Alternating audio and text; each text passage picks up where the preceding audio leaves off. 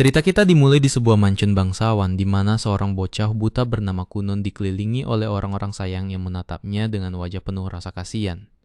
Orang-orang selalu bilang kalau matanya tidak bisa melihat. Jadi Kunun sering bertanya-tanya apa sebenarnya arti melihat itu. Ayahnya menjelaskan kalau melihat itu artinya punya kemampuan untuk membedakan warna dan bentuk. Ternyata Kunun menjadi buta. Karena matanya memiliki luka pahlawan, sebuah tanda yang ditinggalkan oleh ksatria legendaris bernama Histerica. Punya luka seperti itu bukan hal biasa, kata ayahnya, jadi Kunun seharusnya merasa bangga, bukan malu. Tapi tetap saja para pelayan berbisik-bisik, merasa nasib tuan muda mereka sangat menyedihkan. Kunun tak sengaja mendengar mereka dan heran kenapa mereka harus mengasihani seseorang hanya karena orang itu tidak bisa melihat. Sore harinya, guru sihirnya datang, dan seorang pelayan bernama Iko mengantarnya ke ruang belajar. Di jalan Kunun bertanya pada Iko apakah dia benar-benar perlu belajar sihir. Iko bilang bakal sayang banget kalau bakatnya disia-siakan. Kunun lahir dengan lambang air alias watercrest, dan kemampuan menggunakan sihir itu adalah keahlian besar, sebuah kebanggaan yang harus diambil serius. Tapi Kunun merasa itu nggak ada gunanya. Biarpun dia bisa sihir, dia tetap nggak bisa kemana-mana, tanpa dituntun orang lain. Sesampainya di ruang belajar, dia dikenalkan pada guru sihirnya, Jinir, yang bilang kalau mengajar Kunun adalah sebuah hormatan. Tak lama setelah pelajaran dimulai, Kunun langsung kelihatan berbakat alami. Dia berhasil melakukan mantra pertamanya dalam sekali coba, membuat bola air. Karena Kunun tidak bisa melihat, dia nggak tahu seperti apa bentuk mantranya. Ginir menjelaskan kalau dia sedang menggunakan sihir air untuk membuat bola air seukuran bola mata. Mendengar kata-kata itu, Kunun tiba-tiba dapat ide brilian. Kalau dia bisa cukup jago dalam sihir, mungkin dia bisa menciptakan bola mata baru dengan kekuatannya, yang bakal bikin dia bisa melihat. Sejak hari itu, Kunun menanamkan harapan bahwa lewat sihir, suatu hari nanti dia bakal bisa melihat bentuk dan warna. Sama seperti orang lain, suatu hari saat makan siang, untuk pertama kalinya, Kunun jadi penasaran sama bahan-bahan di dalam sandwichnya. Iko mendekat dan menjelaskan setiap bahan dengan detail. Memasak untuk Kunun tiba-tiba terasa jauh lebih memuaskan sekarang karena bocah itu benar-benar tertarik pada makanannya. Setelah makan siang, tutornya yang bernama Fula datang untuk membacakan buku dan bertanya cerita apa yang mau didengar hari ini. Kunun menjawab, kalau dia mau dengar kisah ksatria terkenal, Histerika. Fula agak ragu saat mendengar ini karena dia tahu kalau Histerika adalah ksatria yang secara tidak langsung bertanggung jawab atas kebutaan Kunun. Iko melihat keraguan Fula dan mengacungkan jempol, memberi kode kalau semuanya bakal aman-aman saja. Fula setuju, tapi dia minta Kunun untuk bilang kalau ceritanya mulai terasa terlalu mengganggu. Kunun janji dia nggak bakal keberatan, menjelaskan kalau dia justru semangat banget menyerap segala jenis informasi. Saat Fula menceritakan kisahnya, Kunun jadi tahu kalau dulu sekali pernah ada perang antara pahlawan dunia melawan Raja Iblis.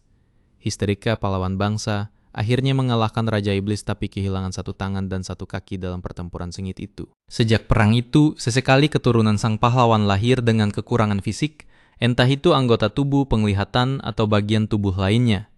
Orang-orang menyebut anak-anak ini sebagai reinkarnasi pahlawan atau pemilik luka pahlawan. Meski mendengar semua itu, dalam hati Kunun berpikir kalau itu semua cuma omong kosong. Dia tahu ini adalah hidupnya sendiri, dan yang paling penting adalah kekuatan sihirnya. Dia nggak perlu didefinisikan oleh cerita orang lain atau legenda kepahlawanan. Apa yang bisa dia lakukan dengan sihirnya lah yang akan membentuk masa depannya, bukan mitos seputar luka pahlawan. Dia sudah membulatkan tekad bahwa lewat penggunaan sihir, dia bakal menguasainya dengan benar, dan akhirnya menciptakan bola mata untuk dirinya sendiri. Menggunakan sihir. Namun semua latihan sihir yang intens ini ternyata terlalu berat buat tubuh mudanya. Dan akibatnya dia pingsan karena kelelahan yang luar biasa. Iko buru-buru datang dan membawanya masuk supaya dia bisa istirahat dan menenangkan pikiran. Setelah sadar kembali, Kunun sekali lagi membulatkan tekad kalau dia harus meningkatkan pengetahuan sekaligus staminanya. Karena pingsan setelah penggunaan sihir jangka panjang itu benar-benar nggak bisa diterima buat seseorang yang punya tujuan ambisius. Dia sadar kalau mau terus pakai sihir dalam waktu lama, dia harus memperkuat fisik tubuhnya juga. Iko menyarankan agar dia mulai latihan pedang untuk membangun otot dan daya tahan, serta menambah porsi makan untuk mendukung pertumbuhan tubuhnya. Tapi, Iko menjelaskan kalau semua ini harus dilakukan bertahap, nggak bisa sekaligus, atau dia malah bisa melukai dirinya sendiri. Dengan rencana itu, Kunun mulai latihan di bawah bimbingan salah satu pensiunan pendekar pedang terbaik di negara itu, Tuan Uro. Walaupun latihannya susah dan bikin capek, Kunun jelas membuat kemajuan yang stabil, sedikit demi sedikit. Akhirnya, tiba waktunya untuk pelajaran sihirnya lagi. Jadi Jenir datang ke area latihan dan Tuan Uro menyingkir sebentar untuk memberi mereka ruang. Jenir menghampiri Kunun dan bilang kalau dia kagum melihat Kunun mulai latihan pedang juga. Kunun membenarkan hal itu dan menjelaskan kalau dia butuh stamina dalam jumlah besar kalau mau mencapai tujuannya. Jenir selama ini mengenal Kunun sebagai anak yang murung dan pendiam. Tapi sekarang dia bisa melihat dengan jelas kalau ada sesuatu yang berubah. Bocah itu nggak lagi merasa kosong atau tersesat, malah punya motivasi kuat yang mendorongnya maju. Mereka lalu mulai kelas sihir, dan Jenir meminta Kunun mengulang mantra yang mereka latih di pelajaran sebelumnya. Dulunya Kunun cuma bisa memunculkan 1 bola air. Tapi sekarang dia dengan mudah menciptakan 6 atau bahkan 7 bola air sekaligus. Jenir merasa ini benar-benar nggak masuk akal, karena dia belum mengajarkan teknik baru apapun, tapi Kunun berhasil berkembang sepesat ini sendirian. Sementara itu, Putri Milika, tunangan Kunun, dijadwalkan mengunjunginya sore itu. Dia merasa ragu soal pertemuan ini karena Kunun selama ini selalu terlalu murung buat seleranya.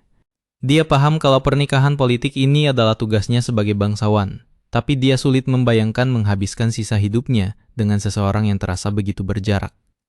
Namun, saat dia tiba di mansion, dia langsung sadar ada yang beda. Kunun punya energi baru dan dia bahkan bisa ngobrol seru dengannya. Kunun menunjukkan sihir air yang sudah dia latih dan Milika merasa itu benar-benar menarik. Mereka akhirnya menghabiskan sepanjang hari bersama, bersenang-senang sampai perjalanan pulang di kereta kuda. Milika merona saat memikirkan Kunun dan jadi nggak sabar menunggu pertemuan berikutnya. Di sisi lain, Kunun sadar kalau selama ini dia mungkin sudah menyia-nyiakan Milika. Karena itu, dia pergi menemui Fula dan minta diajari cara menjadi gentleman sejati yang pantas bersanding dengan Milika. Malamnya, Jenir merenungkan kemajuan Kunun dan gak bisa mengabaikan fakta kalau bocah itu bisa mengeluarkan 7 bola air sekaligus. Sesuatu yang bahkan Jenir sendiri gak bisa lakukan.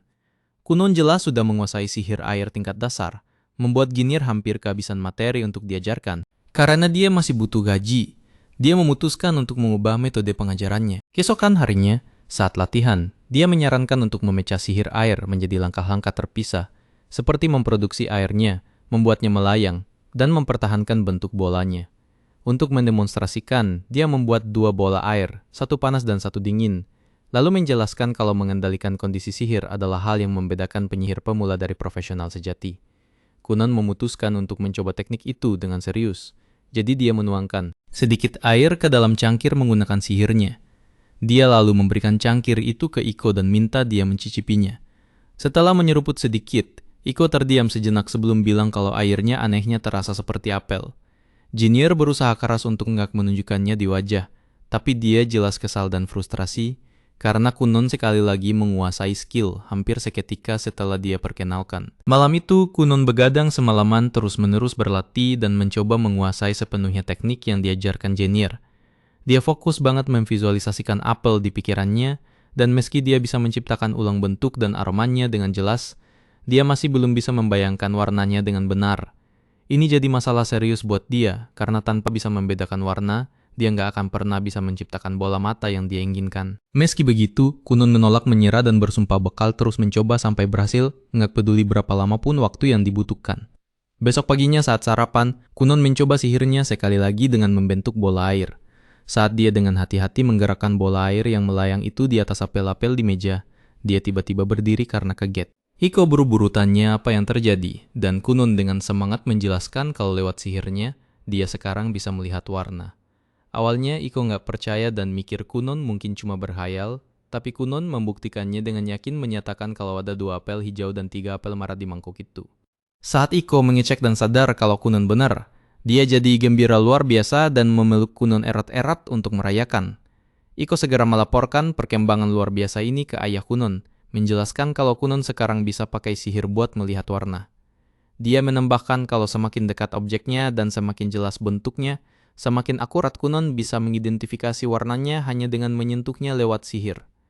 Iko juga menyebutkan kalau kemampuan baru ini memungkinkan Kunun untuk membaca buku, karena dia bisa menelusuri tinta di halaman dan mengenali warnanya.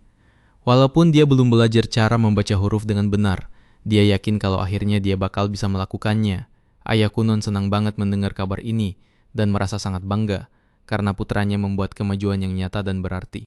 Keesokan harinya, Kunon mencoba mengejutkan Jenier sebelum gurunya datang dengan menciptakan bola air merah raksasa pakai sihirnya.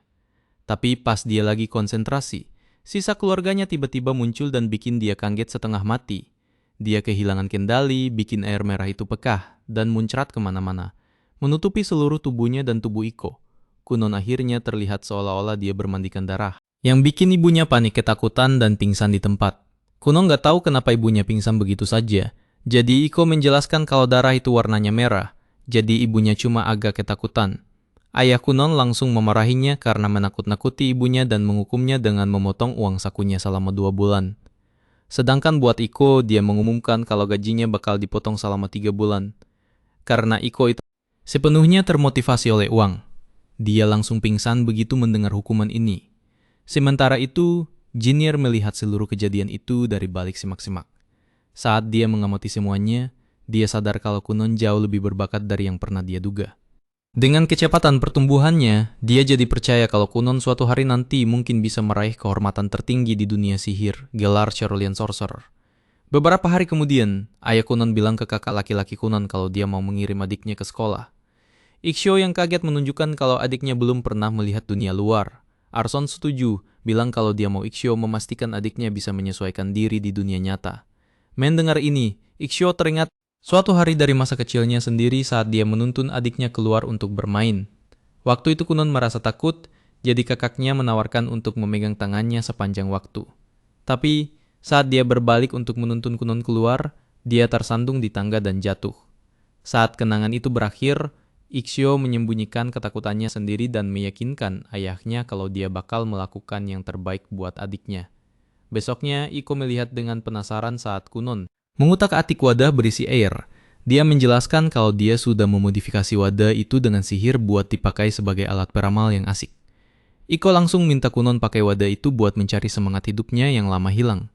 Jadi Kunon bilang kalau Iko masih di masa jayanya kok. Iko lalu bertanya-tanya apakah Kunon bisa menemukan calon suaminya, jadi Kunon menenangkannya dengan bilang kalau wanita cantik seperti Iko nggak bakal kekurangan pelamar. Melihat mereka berdua saling lempar candaan konyol, Fula jadi bertanya-tanya apakah mengajari Kunon cara bercanda itu ide yang bagus. Setelah itu dia duduk bareng Kunon untuk pelajaran sambil melihat tuan mudanya bercanda. Fula khawatir kalau Kunon bakal jadi playboy dangkal kalau dia terus-terusan melawak. Tapi dia merasa senang karena Kunon sudah berubah banyak, soalnya dia jadi jauh lebih sering tersenyum. Setelah pelajaran, Iko membawa Kunon keluar rumah untuk menemui ayahnya.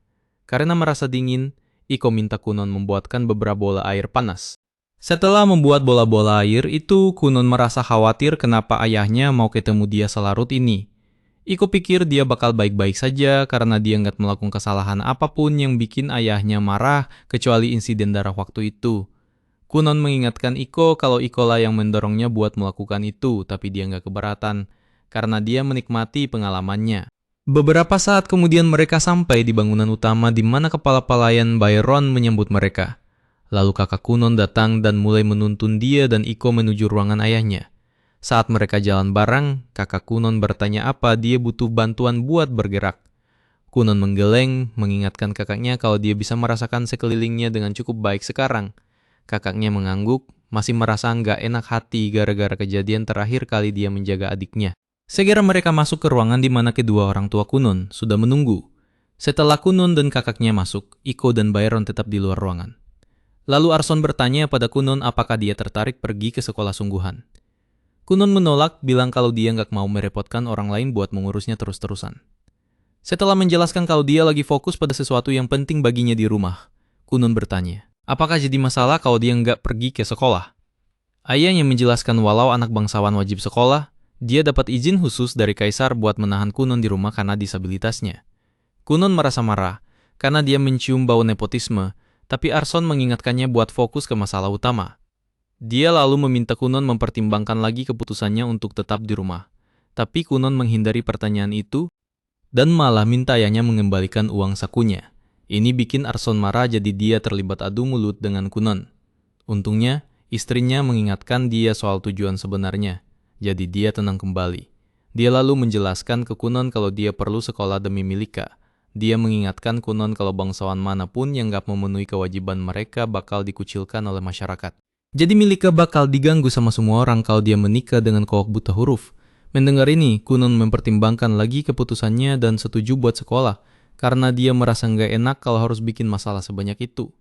Arson menenangkan Kunon kalau dia cuma perlu menghadiri ujian kenaikan tingkat yang diadakan setiap tahun. Dia menjelaskan kalau Kunon cuma perlu mengunjungi sekolah 5 kali buat ujian supaya bisa menerima sertifikat kelulusannya yang bikin bocah itu merasa lega. Ixio juga mengingatkan Kunon kalau dia dan Milika adalah seniornya, jadi mereka bisa membimbingnya di sekolah. Ibu Kunon berdiri dengan semangat buat mencarikan seragam yang pas untuk putranya, sambil memanggil Iko, dan pergi keluar bersamanya untuk mengukur badan Kunon. Ixio mengikuti ibunya. Arson menghentikannya, memperingatkan kalau bangsawan lain mungkin bakal mengganggu Kunon dan Milika di sekolah. Ixio mengerti hal ini dan janji bakal melakukan yang terbaik buat menjaga adiknya. Besoknya, Kunon bilang ke Milika kalau dia bakal sekolah. Milika tersenyum, senang bisa menghabiskan lebih banyak waktu sama tunangannya. Kunon mengakui kalau dia agak takut sama lingkungan baru, jadi Milika janji bakal menjaganya dengan baik. Kunon berterima kasih atas bantuannya, tapi berpikir kalau mereka bakal kena masalah sama pengagum Milika yang cemburu. Milika ragu-ragu dan bertingkah seolah itu nggak bakal jadi masalah.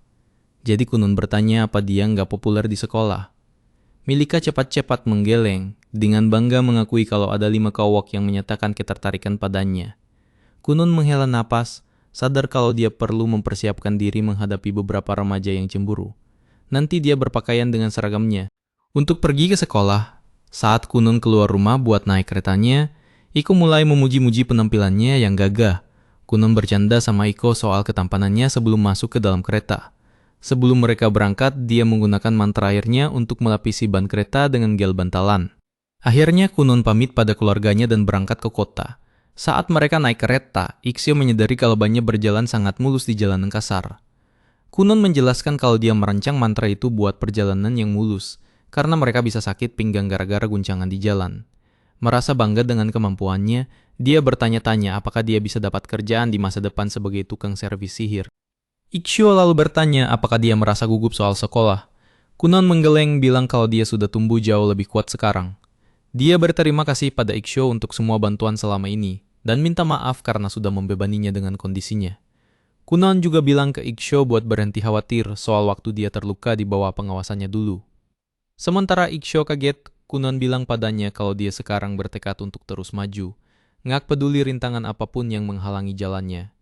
Ixio tersenyum, senang karena adiknya sudah berubah dari dirinya yang dulu depresi. Tiba-tiba Kunon mulai ngomong makin jauh, bilang kalau dia bahkan bakal hidup lebih lama dari sisa dunia cuma buat menikmati hidupnya dengan benar sampai akhir. Ixio bertanya-tanya apakah si pelayan adalah dalang di balik perubahan tiba-tiba kepribadian adiknya. Saat mereka makin dekat ke sekolah, Ixio jadi kaget karena Kunon bisa mendeteksi semua orang di dekat situ. Segera mereka sampai di luar gedung sekolah di mana Kunon keluar dari kereta. Milika buru-buru datang menyambut tunangannya, yang mulai oceh soal betapa cantiknya dia.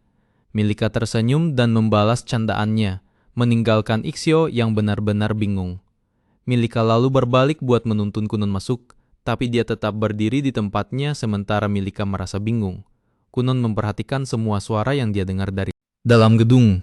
Walaupun dia merasa sedikit tertekan menghadapi begitu banyak orang kali ini, dia merasa percaya diri kalau dia bisa menanganinya begitu mentalnya siap. Kunon mengulurkan tangannya ke Milika. Dia minta Milika mengawalnya, layaknya gadis yang lemah lembut. Jadi Milika tersenyum dan setuju. Sementara itu, di bagian lain sekolah, guru khusus Kunon bernama Kasper tanya-tanya kenapa murid barunya belum datang. Tahu kalau Kunon adalah anak seorang Marquess. Dia mulai mempertanyakan apakah guru yang minim pengalaman seperti dirinya benar-benar mampu mengajarinya. Kas selalu mendengar beberapa cewek di sekitarnya heboh ngomongin murid baru yang ganteng. Sementara dia menonton dengan kaget, Kunon berjalan pergi dengan tunangannya. Kas cepat-cepat sadar kembali dan mengejar lalu memperkenalkan diri sebagai guru barunya. Kunon membalas salamnya seperti seorang gadis, menjelaskan kalau dia lagi memerankan bagian sebagai wanita yang lemah lembut. Ini benar-benar bikin Kas bengong, tapi bel sekolah berbunyi dan memecahkan situasi canggung itu. Lalu Milika dan Ixio meninggalkan Kunon dengan gurunya dan pergi ke kelas mereka. Setelah mereka berdua pergi, Kas berpikir kalau dia bakal kewalahan mengurus murid aneh ini. Beberapa murid mengawasi Kunon dari jendela, Salah satu dari mereka menunjukkan kalau Kunon diberkati dengan luka pahlawan. Jadi sang pangeran menjadi marah. Melihat kemarahannya, sisa antek-antek pangeran Lail buru-buru menutupi pujian mereka dengan hinaan palsu. Lalu pangeran berbalik dan menyuruh kelompoknya untuk mengikutinya. Sementara itu Kas bersiap untuk mengambil ujian kenaikan tingkat Kunon di ruang pribadi. Dia tanya Kunon apakah dia tahu garis besarnya, jadi dia mengangguk. Kas menjelaskan walau ujian biasanya diambil dengan jeda waktu yang lama, Kunon bakal boleh mencoba ujiannya dalam periode yang lebih singkat. Kunon merasa bingung, jadi Kas mengungkapkan kalau ayahnya bernegosiasi dengan Raja buat dapat pengecualian khusus untuk putranya. Kunon lalu menunjukkan kalau ayahnya sebenarnya teman dekat Raja. Tapi dia nggak bisa menahan rasa bersalah karena ayahnya harus mengandalkan nepotisme demi dirinya. Kunon minta maaf ke Kas karena menekan pihak sekolah demi dirinya, tapi Kas pura-pura mengabaikannya. Namun, dia terus ngoceh dan mulai mengeluh soal korupsi yang merajalela dalam masyarakat bangsawan. Kas diam-diam menyerahkan kertas ujian ke Kunon, mencoba mengalihkan fokusnya ke tempat lain. Kunon mengabaikannya dan terus menghina ayahnya yang korup. Jadi Kas akhirnya memohon padanya untuk berhenti melibatkannya dengan politik kalangan atas. Beberapa saat kemudian, dia mengambil kertas ujian Kunon dan duduk sendirian buat menilainya. Karena Kunon terus nyerokos soal keluarga bangsawan, Kas berharap jawaban tesnya bakal hancur. Tapi saat dia benar-benar memeriksa jawabannya, dia kaget melihat kalau Kunon menjawab semuanya dengan benar. Di tempat lain, Kunon menuju kafetaria buat makan siang bareng Milika. Tiba-tiba, Pangeran Lail dan kelompoknya menghentikan mereka. Lail memanggil adiknya, bikin Milika dengan gugup merapikan bajunya. Kunon bertanya-tanya siapa yang menghentikan Milika dan melangkah maju buat menghadapi Lail. Di belakang mereka, Ixio berjalan mendekat, kaget melihat anggota keluarga kerajaan mengganggu adiknya. Sementara itu, Lail menghina Kunon karena bertunangan dengan adiknya, meski punya disabilitas. Walaupun Milika merasa kesal, dia merasa nggak berdaya buat melawan kakak laki-lakinya. Kunon merasakan ketidaknyamanan Milika, jadi dia bersiap buat menghukum Lail. Sebelum dia bisa bergerak, Ixio masuk buat menengahi situasi. Sayangnya, Lail jadi marah dan memerintahkan dia buat minggir. Sementara Ixio merasa terpojok, Kunon diam-diam menggunakan sihir airnya buat mengumpulkan air dari sekelilingnya. Dia lalu mengerahkan semua air itu ke celana Lail, bikin kelihatan seolah-olah dia ngompol. Kunon lalu dengan polos menunjuk kalau pangeran punya noda basah di celananya, yang bikin semua orang kaget.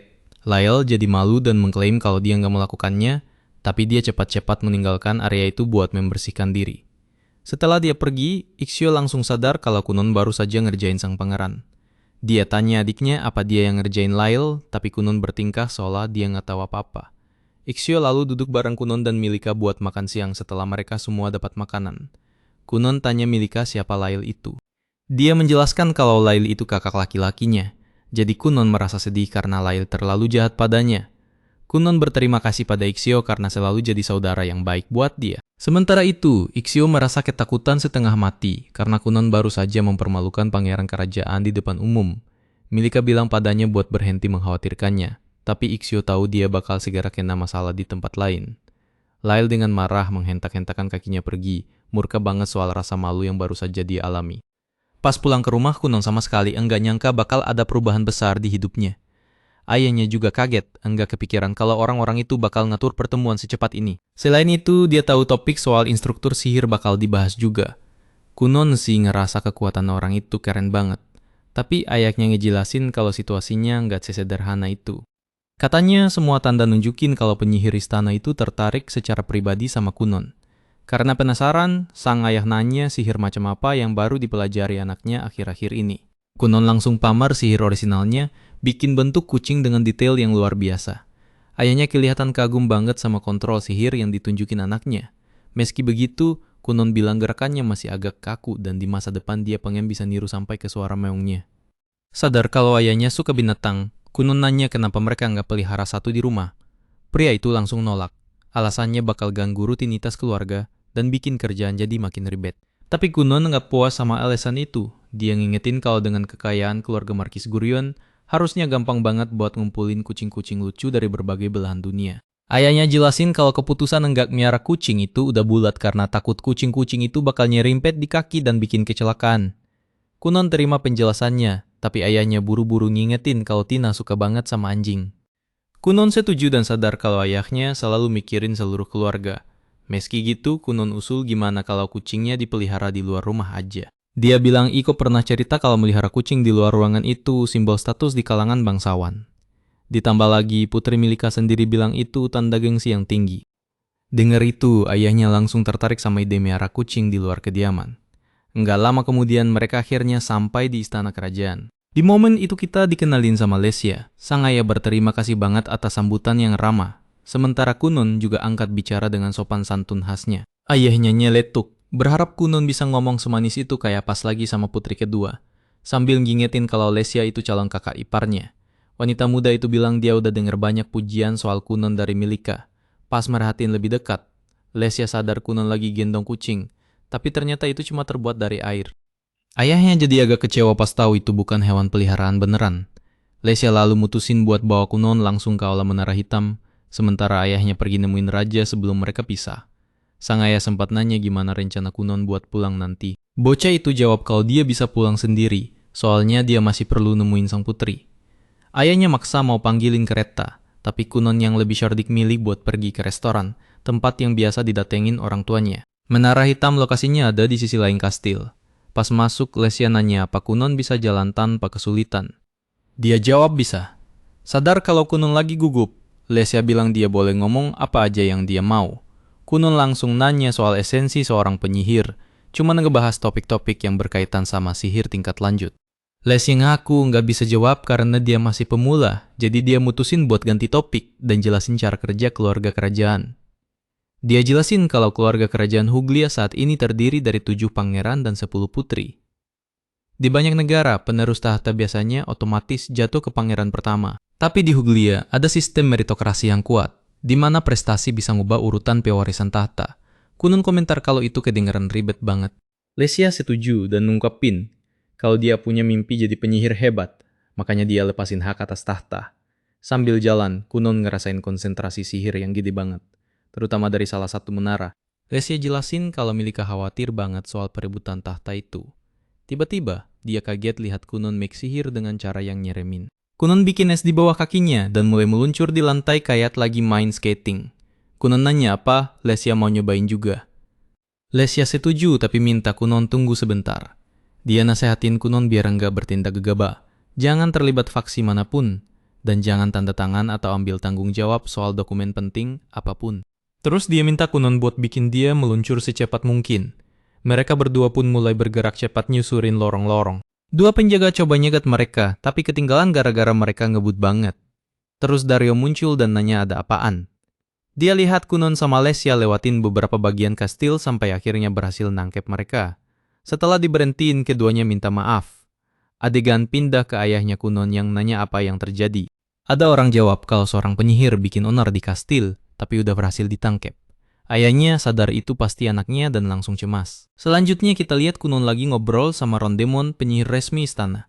Kunon ngenalin diri dan langsung ngerasain kekuatan orang itu yang luar biasa. Dia pikir sihir Lesya udah keren, tapi dia sadar kalau sang direktur ada di level yang beda jauh. Rondemon komentar kalau dia dengar Kunon punya kres cair. Bocah itu membenarkan dan nunjukin kalau tandanya ada di lengannya. Si penyihir nanya apa kresnya punya 2 bintang, dan Kunon ngaku nggak terlalu paham soal itu. Rondemon lalu jelasin kalau ada 7 atribut sihir. Api, air, tanah, angin, cahaya, kegelapan, dan arken masing-masing punya 5 tingkatan. Kunon nanya apa 2 bintang itu level paling dasar dan pria itu mengiyakan. Lesya nambahin kalau dia juga cuma punya 2 bintang di atribut angin. Kunon nanya apa Rondemon beda, soalnya dia ngerasain konsentrasi kekuatan yang jauh lebih besar. Dia nebak mungkin bintang 3, tapi sang penyihir ngungkapin kalau dia punya 4 bintang. Rondemon nanya apa itu bikin kaget, tapi Kunon bilang enggak. Soalnya ini pertama kalinya dia dengar soal level crest. Sang direktur bilang cepat atau lambat dia bakal ngerti. Kunon nanya apa level itu ngaruh banget ke sihir yang dipakai. Rondemon jawab enggak juga, karena yang paling penting itu total jumlah kekuatan sihir dan utamanya apa yang dipelajari orang itu dari titik tersebut ke depannya. Dia nyudahin topik itu dengan bilang sekarang waktunya seneng-seneng. Mereka pergi keluar, tempat banyak murid lagi kumpul. Sang direktur penasaran sama kemampuan Kunon. Lesya komentar kalau dia udah ngetes Kunon dan bilang kekuatannya itu ngeri banget. Orang-orang di sekitar ngenalin Kunon sebagai bocah dengan luka pahlawan, dan semua pada ngomongin kalau dia bahkan bikin satria Dario kewalahan. Rasa penasaran soal sihirnya makin jadi. Direktur lalu minta satu murid maju buat pakai kekuatannya. Lihat sihir orisinal itu beraksi. Kunon terkesan dan nanya apa mungkin buat nyuri sihir itu. Dia ingat gurunya pernah ngajarin kalau dia bisa pakai mantra yang lagi dimanipulasi orang lain. Meski mikir ini mustahil, dia nyoba tapi sadar murid itu bisa nahan dengan cukup baik. Walaupun gitu, semua orang syok lihat Kunon berhasil nyuri 2 mantra. Direktur minta murid itu ditinggal sama dia sementara yang lain bercandain situasinya. Lesia nyeletuk kalau murid itu baru aja diputusin pacarnya. Tapi si murid jawab kalau itu enggak ada hubungannya sama obrolan ini. Direktur sadar semua orang tertarik sama Kunon. Bocah itu nanya apa dia lulus tes, tapi pria itu bilang masih mau lakuin beberapa eksperimen lagi. Dia juga mau ngetes sihir Kunon secara langsung. Selanjutnya, Kunon bikin mantra mirip trampolin yang bisa bikin orang lompat-lompat. Direktur terkesan dan semua orang langsung pengen nyoba. Lesia komentar kalau pasti enak banget tidur di atas itu. Kunon bilang dia bisa bikin yang lebih bagus lagi, yang mampu ngeluncurin seseorang jauh lebih tinggi. Direktur minta dia jangan ngelakuin itu sambil ngancem kalau nekat, dia nggak bakal izinin Kunon pulang hari itu. Tapi dia ngaku kalau udah lama banget enggak ngerasa seseru ini. Kunon jelasin kalau dia ada janji malam ini sama tunangannya. Lesia lalu nanya apa dia bisa bikin manusia pakai sihirnya. Kunon jawab bisa, tapi ngaku gerakannya masih belum sempurna. Bocah itu jelasin kalau semuanya tergantung sama sihir yang dipakai buat niru gerakan manusia. Menurut dia, dengan latihan lebih banyak hal itu pasti mungkin. Karena penasaran, mereka nanya Pak Kunon bisa demoin satu gerakan. Dia mengiyakan terus bikin boneka itu melayang ke udara. Hasilnya bikin semua orang di situ ketakutan dan cepet banget mancing perhatian Dario. Kunon jadi agak murung, soalnya hari itu dia udah dimarahin 2 kali berturut-turut. Tapi Pak Tua itu bilang gak usah khawatir. Katanya mereka bisa lanjut ngobrolin sihir sambil makan. Kunon nanya lagi apa dia lulus tes, dan pria itu jawab iya. Dia bilang dia seneng banget dan bakal tanggung jawab buat mikirin semua ini dengan lebih hati-hati. Kunon bahagia banget tahu dia lulus evaluasi sihir. Sang direktur lalu nanya apa dia punya tujuan buat beberapa tahun ke depan. Kunon jawab kalau dia pengen bisa bikin bola mata pakai sihir. Jawaban itu bikin semua orang kagum, makin negasin kalau dia beda banget dari kebanyakan orang. Abis itu Kunon nemuin ayahnya yang kelihatan kesel dan mau tahu persis apa aja yang udah dilakuin anaknya. Lesia ngebela dengan bilang kalau semua kejadian tadi bukan salah Kunon. Meski gitu, ayahnya jelasin kalau seorang penyihir harus tanggung jawab penuh atas tindakannya. Dia nggak boleh bertindak tanpa mikir, karena sihir kalau dipakai sembarangan bisa nyelakain orang atau bahkan bikin mati. Kunon setuju, minta maaf, dan bilang dia nyesel atas kejadian itu. Pas mereka pulang, ayahnya terkesan sadar kalau Kunon ada di menara sampai semalam ini dan nyimpulin kalau anaknya pasti kuat banget. Dia juga sadar kalau semua orang kayaknya suka banget sama bocah itu. Lesia lalu ngingetin Kunon kalau dia perlu nemuin tunangannya buat makan malam. Kunon sadar hari udah malam dan dia harus buru-buru tapi inget kalau dia keringetan dan belum mandi. Lesia ngasih ide biar dia bisa nyusul cewek itu. Kunon lalu bikin bola air dan pakai sihir angin buat bikin itu terbang. Kunon mikir ini mungkin bukan ide bagus karena takut cewek itu punya tunangan dan kalau lihat ini bisa salah paham. Lesia maksa dia ngelakuin itu cepet-cepet dan ngingetin kalau dia sama sekali enggak punya tunangan. Mereka berdua akhirnya terbang dengan kecepatan gila dan mendarat dengan cara yang bahaya banget. Lesia minta maaf, bilang harusnya dia jalan lebih pelan. Kunon komentar kalau biarpun begitu, mereka bisa manfaatin momen ini buat eksperimen lagi sebelum lanjut. Dario muncul di lokasi dan marahin Lesia, ngingetin kalau dia itu anggota keluarga kerajaan dan enggak boleh terlibat dalam situasi bahaya kayak gitu. Adegan berpindah ke Milika yang menghabiskan seluruh waktunya dengan gelisah menoleh ke kanan dan kiri. Jelas banget kalau dia lagi cemas menunggu apakah Kunon bakal muncul di tempat itu atau enggak. Pelayannya sadar kalau ini adalah kencan pertama gadis itu dan menganggap wajar saja kalau dia merasa gugup begitu. Tiba-tiba, kabar datang kalau Kunon akhirnya muncul juga.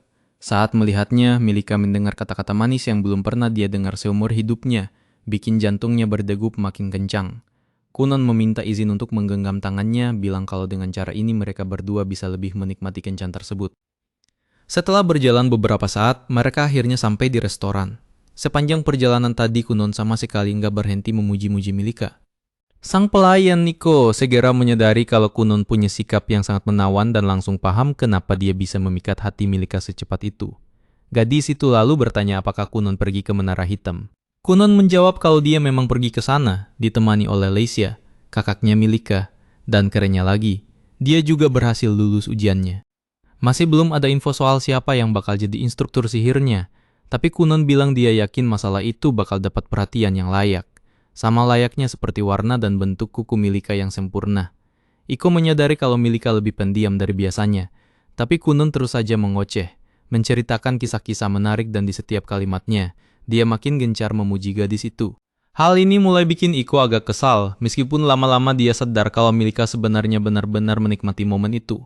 Setelah makan malam usai, Kunon bilang kalau cuma itu yang bisa dia lakukan saat ini, tapi nanti saat dia sudah menikahi Milika, mereka bisa menjalani momen-momen seperti itu setiap hari, melangkah bersama menjalani kehidupan. Dia mengakui kalau dia sudah nggak bisa lagi membayangkan masa depannya tanpa Milika. Iko benar-benar syok mendengarnya, tapi di sisi lain dia juga ikut senang banget mendengar kata-kata itu. Saat mereka sampai di rumah, Milika masih terpesona oleh semua ucapan Kunon tadi, dan pelayannya cuma memintanya untuk segera tidur. Adegan kemudian beralih ke Kunon yang lagi sarapan di rumahnya. Tiba-tiba pelayannya, Iko, memanggil dan memintanya untuk memproduksi busa buat mencuci baju supaya nggak ada noda yang tertinggal. Kunon jadi agak kesal karena dia lagi fokus banget sama laporannya. Iko memintanya untuk enggak terlalu memaksakan diri, mengingatkan kalau Kunon menghabiskan terlalu banyak waktu terkurung di kamar. Kunon menjelaskan kalau dia harus mencatat semuanya sebelum lupa. Tapi Iko tetap ngotot supaya dia setidaknya kena sinar matahari sedikit, bilang kalau itu bagian dari masa pertumbuhan. Kunon mengerti dan berkomentar kalau dia yakin wanita suka kyawok yang tinggi. Iko membalas kalau memang ada orang yang seperti itu, tapi terlepas dari hal tersebut, dia menyukai Kunon apa adanya. Kunon hampir saja keceplosan bilang kalau dia juga menyukai Iko, tapi dia menahan diri saat ingat kalau dia sudah bertunangan dengan Milika dan bakal merasa bersalah setelah Iko membantunya. Dia bertanya apa ada surat yang datang buat dia. Iko menjawab belum ada. Kunon membayangkan kalau instrukturnya pasti belum diputuskan. Adegan berpindah ke sekolah dan seorang anak laki-laki pergi untuk memanggil Jeon. Saat masuk ke ruangan, dia menemukan pemuda itu pingsan di atas tumpukan kertas yang berserakan. Jeon cuma bergumam supaya mereka nggak mengganggu waktu tidur berharganya.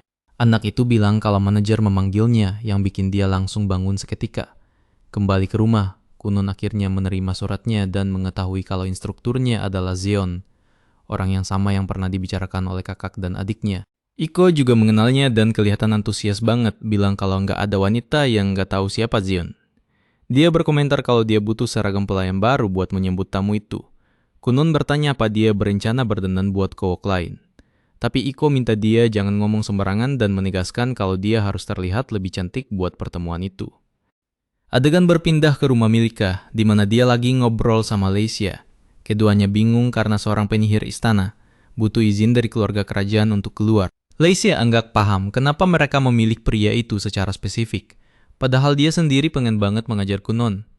Tiba-tiba kakak beradik Avarin dan Lidelia muncul dan mulai mengejek Milika, bilang kalau tunangannya punya rekomendasi yang mengesankan, beda banget sama Milika. Leisia membela adiknya, menegaskan kalau Kunon adalah penyihir hebat dan itu bukan urusan mereka. Dia menyuruh mereka minggir dan gadis-gadis itu akhirnya pergi sambil masih memprovokasi. Sementara Leisia meneriaki mereka supaya enggak terlalu besar kepala. Tak lama kemudian adegan memperlihatkan kedatangan Zeon di rumah Kunon. Dia memuji Milika sepanjang waktu dan bertanya apa dia ganti parfum. Tapi Milika menjawab kalau dia enggak pakai parfum di pagi hari karena katanya itu kurang bagus. Zeon sadar kalau Kunon bakal jadi muridnya. Tapi dia nggak paham apa sih spesialnya bocah itu di mata orang-orang. Saat Zeon turun dari kereta kuda, Iko langsung terpesona. Di sisi lain, Kunon merasakan kekuatan sihir pria itu dari kejauhan dan sadar kalau dia adalah yang terkuat yang pernah dia temui. Milika bertanya kenapa Kunon diam saja dan Kunon memutuskan kalau Jeon bakal jadi teladan dan mentornya. Mereka saling memperkenalkan diri dan Jeon langsung belak-belakan bilang kalau dia benci bocah nakal kayak Kunon. Selain itu, dia menegaskan kalau dia belum secara resmi menerima tawaran jadi instrukturnya dan dia datang ke situ cuma karena dipaksa. Di momen itu, Dario muncul dan Kunon meminta maaf atas apa yang dia lakukan 3 hari sebelumnya. Milika bertanya, kok mereka bisa saling kenal dan Kunon menjawab kalau itu cerita panjang. Kunon menyadari kalau Zeon adalah penyihir yang indah dan kuat, tapi karena dia nggak bisa melihatnya, dia nggak tahu apakah Zeon itu sosok yang patut dikagumi atau enggak. Zeon bertanya apa Kunon lagi mengejeknya, tapi Kunon menjawab kalau dia nggak bermaksud begitu. Zeon berpikir Kunon enggak lebih dari sekadar bocah aneh. Saat mereka duduk, Kunon dan Milika ngobrol riang soal pacaran, sampai Zeon meminta mereka berhenti bermesraan tepat di depan mukanya. Lalu dia bertanya apa yang Kunon tahu soal sihir. Kunon menjelaskan kalau sihir dilepaskan melalui lingkaran sihir yang digambar dengan kekuatan magis yang bisa dibagi dan disusun ulang seperti sebuah set. Zeon bertanya sampai level berapa yang bisa Kunon gunakan. Kunon menjawab kalau dia bisa mencapai level 31. Zeon terkesan dan bilang kalau dia sendiri bisa mencapai level 50. Tapi dia penasaran gimana. Karena Kunon bisa menembus batasan level 20. Kunon menjelaskan kalau dia menumpuk lambangnya. Zeon makin kaget saat sadar kalau Kunon melakukan semua ini sendirian, meskipun dia pakai beberapa trik sebagai bantuan. Zeon ingat kalau Leisia juga pengen jadi instrukturnya Kunon dan berkomentar soal itu. Leisia menjelaskan kalau saat Kunon muncul waktu itu, Zeon malah enggan nongol karena kemalasan. Zeon mengklarifikasi kalau itu bukan karena kemauannya sendiri, tapi karena dia dipaksa oleh direktur akademi. Kembali ke masa kini, Zeon akhirnya paham kenapa banyak banget orang yang mau jadi instrukturnya Kunon. Dia mengakui kalau bocah ini benar-benar bertalenta luar biasa. Dia lalu berdiri dan meminta Kunon untuk menunjukkan semua yang dia bisa. Sebelum itu, Kunon bertanya gimana caranya mencapai 50 level itu. Zeon menjawab kalau dia nggak bakal mengajarkan itu sekarang karena bakal buang-buang waktu. Kalau Kunon bisa membuktikan nilainya, dia boleh menanyakan itu secara langsung. Zeon menyatakan kalau syarat untuk mengajarinya, dia berharap untuk terus-menerus disanjung. Milika percaya kalau kekasihnya nggak bakal pernah melakukan hal semacam itu. Tapi yang bikin semua orang kaget, Kunon mulai memuji Zeon jauh lebih berlebihan dari yang diminta. Bikin semua orang jadi malu sendiri. Zeon yang kesal memintanya berhenti memanggilnya guru, menegaskan kalau dia belum mengakui bakatnya, dan menjelaskan kalau lambang miliknya adalah elemen tanah. Dengan 3 level, Kunon diberitahu kalau dia harus menggunakan sihirnya untuk menghancurkan dinding batu yang diciptakan di hadapannya. Kalau dia gagal, itu bakal jadi pertemuan terakhir mereka. Selain itu, mereka menuntut agar dia mendemonstrasikan sihir air dengan lebih baik, karena semua orang membicarakan betapa terpujinya sihir itu saat dia menciptakan gelembung buat Zeon duduk. Pria itu kaget karena rasanya nyaman dan empuk banget. Tak lama kemudian dia malah ketiduran, bikin semua orang di sekitarnya terkesan dengan betapa naturalnya situasi itu. Sementara itu Kunon tetap fokus sepenuhnya, mengumpulkan energi untuk mencoba menghancurkan penghalang di depannya. Saat dia menyentuh permukaannya, dia merasakan betapa resisten dan padatnya dinding itu.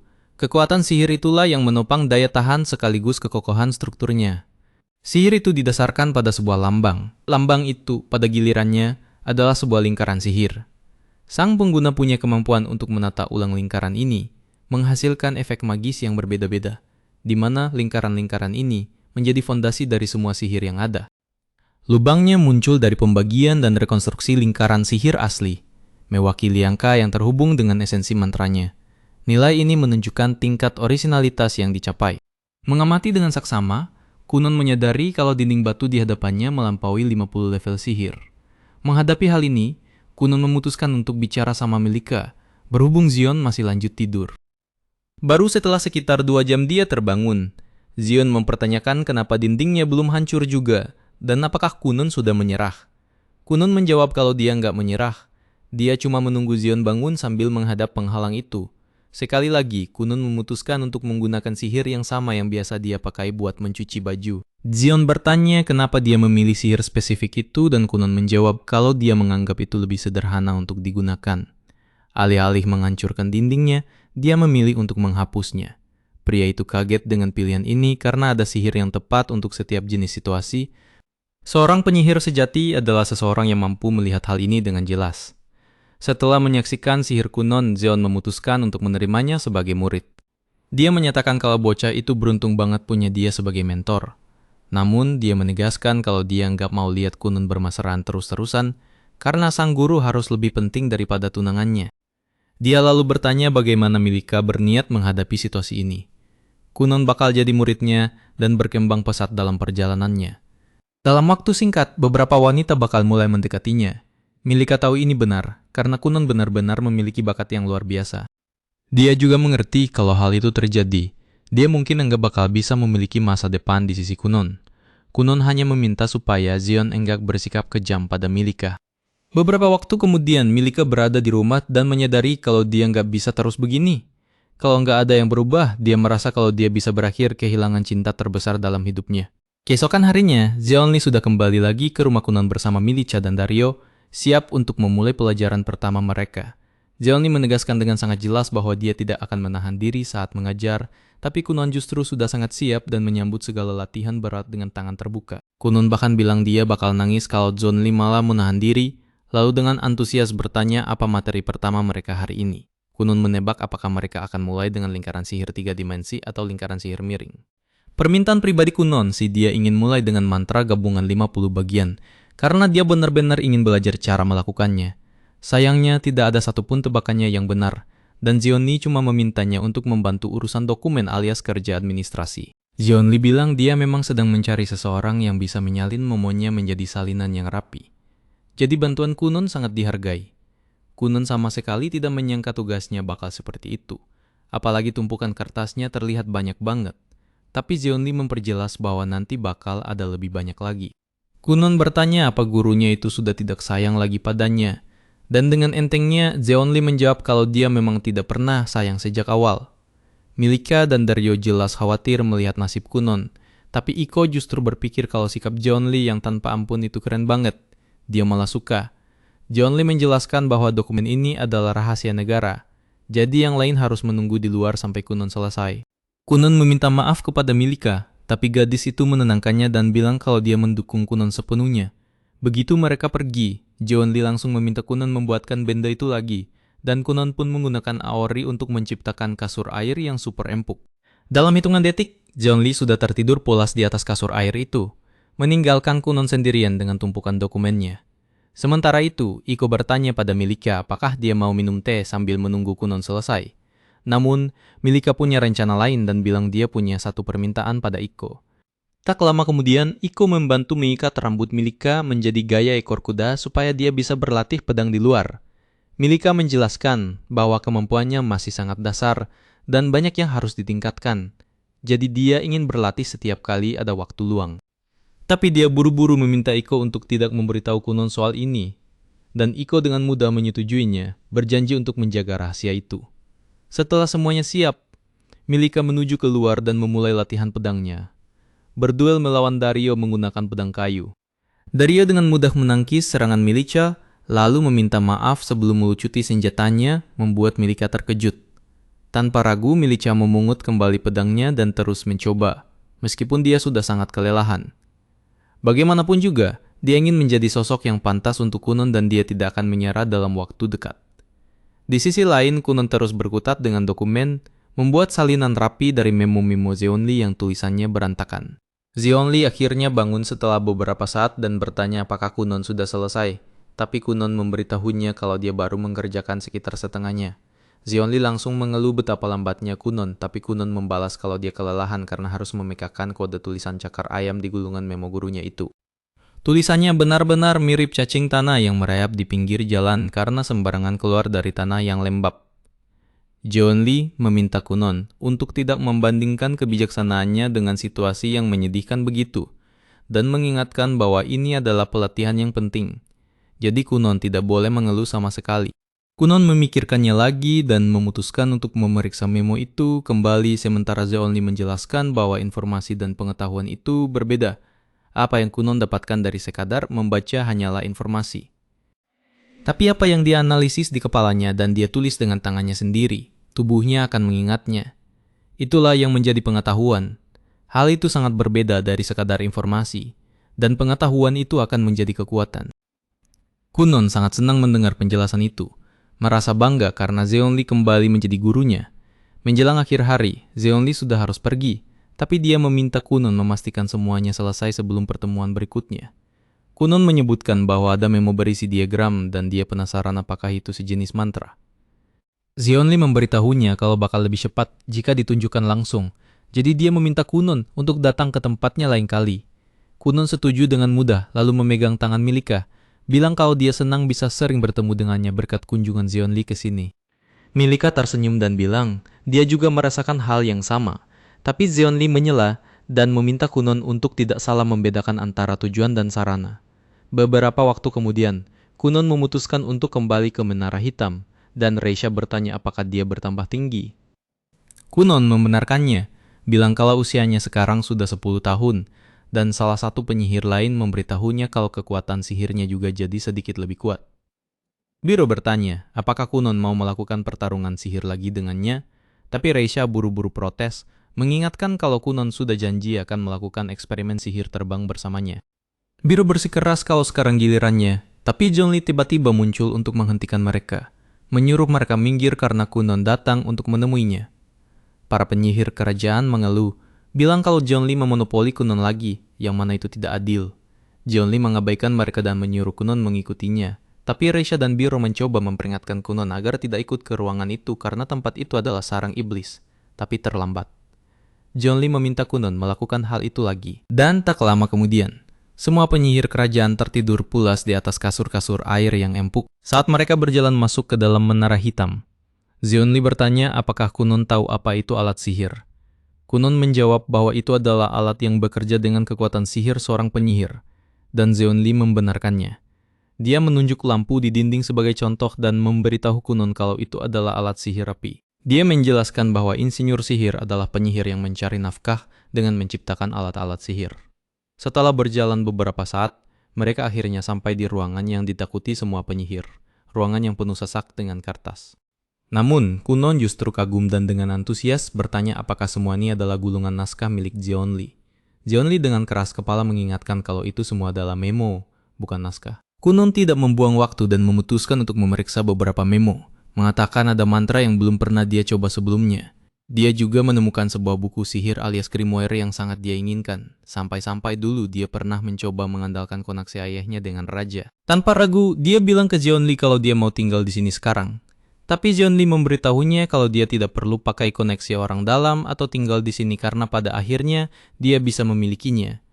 Mengesampingkan hal itu, John Lee menunjukkan alat sihir yang sedang dia kembangkan sekarang, dan menyebutkan kalau inilah yang ada di diagram waktu itu. John Lee menjelaskan kalau alat ini selesai, Kunon bisa makan hidangan panas di kamarnya sendiri, tanpa perlu pergi ke dapur. Kunon sangat senang membayangkan dia bisa memenggang pai apel di kamarnya, jadi dia benar-benar menyukai alat ini. John Lee bilang sihir tanahnya bagus untuk membentuk model, tapi detail halus dan bagian lunaknya tidak mudah dibuat. Kunon bertanya apakah menurut John Lee sihir airnya bisa membuat bagian-bagian lunak itu. Mendengar itu, John Lee bilang kalau Kunon benar-benar cepat tanggap dan menjelaskan bahwa pada akhirnya Kunon akan membantu pekerjaannya, yang juga bakal dihitung sebagai eksperimen. Ide itu terdengar menyenangkan bagi mereka berdua. Tapi sebelum mereka bisa melanjutkan obrolan, Guru Besar Jenny memutuskan untuk mengunjungi mereka. Dia sangat senang melihat Kunon karena sudah menunggunya, dan ingin mendiskusikan esensi sihir sambil makan siang. Seperti yang mereka janjikan. John Lee sama sekali tidak suka dengan ide itu. Jadi dia meminta Kunon membuatkan benda itu lagi. Begitu guru besar tertidur pulas di atas kasur air yang empuk, John Lee melanjutkan percakapan mereka. Dia menjelaskan bahwa sihir tanahnya bisa menangani penguatan kerangka luar, tapi sihir air mungkin lebih baik untuk mekanisme internal yang kecil. Kunon setuju dan setelah mendiskusikannya sebentar, mereka memutuskan untuk pergi makan siang. Dan tentu saja guru besar mengikuti mereka sambil bilang kalau kasur yang dibuat Kunon itu enak banget. Biro mengambil kesempatan untuk memberitahu Kunon agar tidak ragu, bicara kalau dia ingin ganti guru. Tapi dengan percaya diri Kunon bilang kalau meskipun dia diperas tenaganya, sampai ke tulang, John Lee adalah guru yang luar biasa. John Lee langsung bisa merasakan tatapan tajam dari semua orang yang jelas-jelas tidak senang. Kunon juga menyebutkan bahwa elemen air dan tanah cukup cocok. Jadi dia tidak bisa meminta guru yang lebih baik lagi dan dia berterima kasih kepada guru besar. John Lee menyuruhnya berhenti bicara. Tapi Kunon malah bertanya dengan polos apakah gurunya itu malu karena murid kesayangannya mengaguminya. Dia jelas tidak menyadari aura permusuhan di ruangan itu. Jadi John Lee cuma memintanya berhenti demi keselamatan pribadinya sendiri. Kunon akhirnya memutuskan untuk mengganti topik dan menanyakan keberadaan Milica. Bilang dia ingin minum teh bersamanya mumpung sedang di sini. Reisha memberitahunya kalau Milica sedang berada di upacara penerimaan sekolah lanjutan untuk bangsawan hari ini dan sangat kecewa karena tidak bisa bertemu Kunon. Guru besar bertanya pada Kunon apa rencananya sekarang setelah pendidikan tingkat lanjut Milica dimulai. Kunon bilang kalau memang perlu, dia akan mengambil ujian kelulusan. Tapi guru besar memperjelas bahwa yang dia maksud adalah sekolah sihir. Dia menjelaskan bahwa itu adalah sekolah tempat para penyihir cerdas dari seluruh dunia berkumpul dan belajar. Dan semua penyihir kerajaan di sini adalah lulusan sekolah itu. John Lee memberitahu Kunon kalau dia harus berusia 12 tahun atau lebih untuk mendaftar. Jadi dia masih punya waktu, tapi dia harus memikirkannya. Kunon benar-benar memikirkannya, dan 2 tahun kemudian dia masih melanjutkan pelajaran sihir Zeonli. Salah satu latihan mereka, Zeonli menembakkan tombak tajam dengan sihir tanahnya untuk menyerang. Tapi Kunon menggunakan mantra gabungan 55 bagian untuk menciptakan perisai air. Dia menciptakan ombak besar yang menelan seluruh tombak tanah itu, dan Zeonli memintanya berhenti, mengatakan kalau akhirnya Kunon berhasil melakukannya. Semua orang kemudian masuk ke dalam untuk menikmati pai yang baru dipanggang, yang dibuat Iko menggunakan alat sihir yang mereka kembangkan bersama. Kunon menyebutkan kalau alat sihir ini cukup populer, jadi dia yakin ada cukup banyak uang yang masuk ke kantong Zeonli, hanya ke kantongnya saja.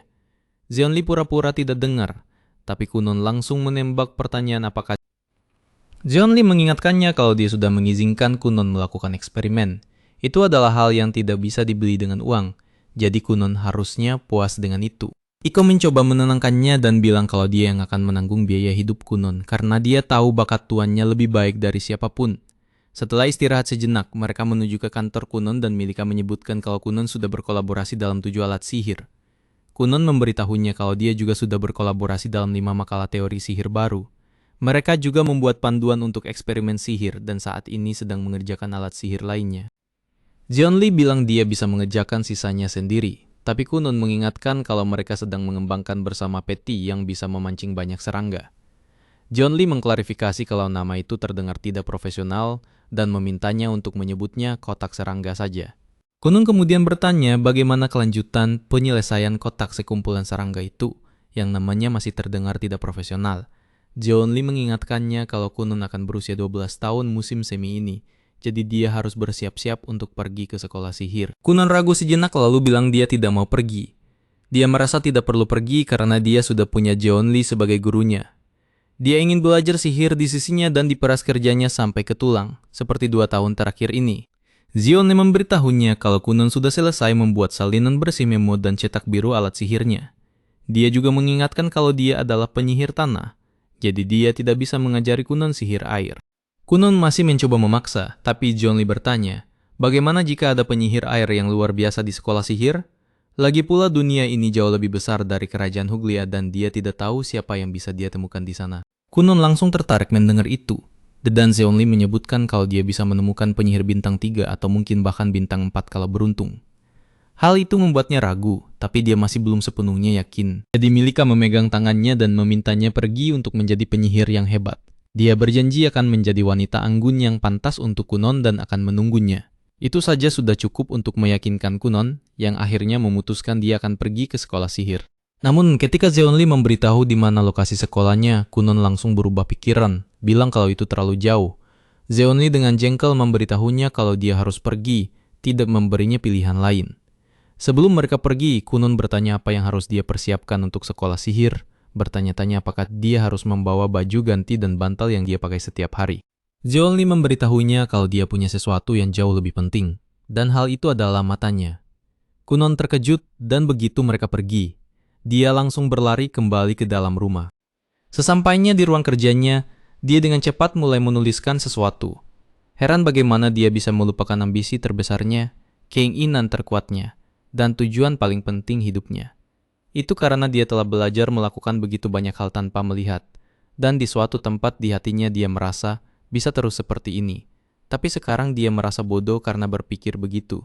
Sementara itu, Milika menangis di kereta dalam perjalanan pulang, bilang kalau dia tidak sanggup melakukan ini.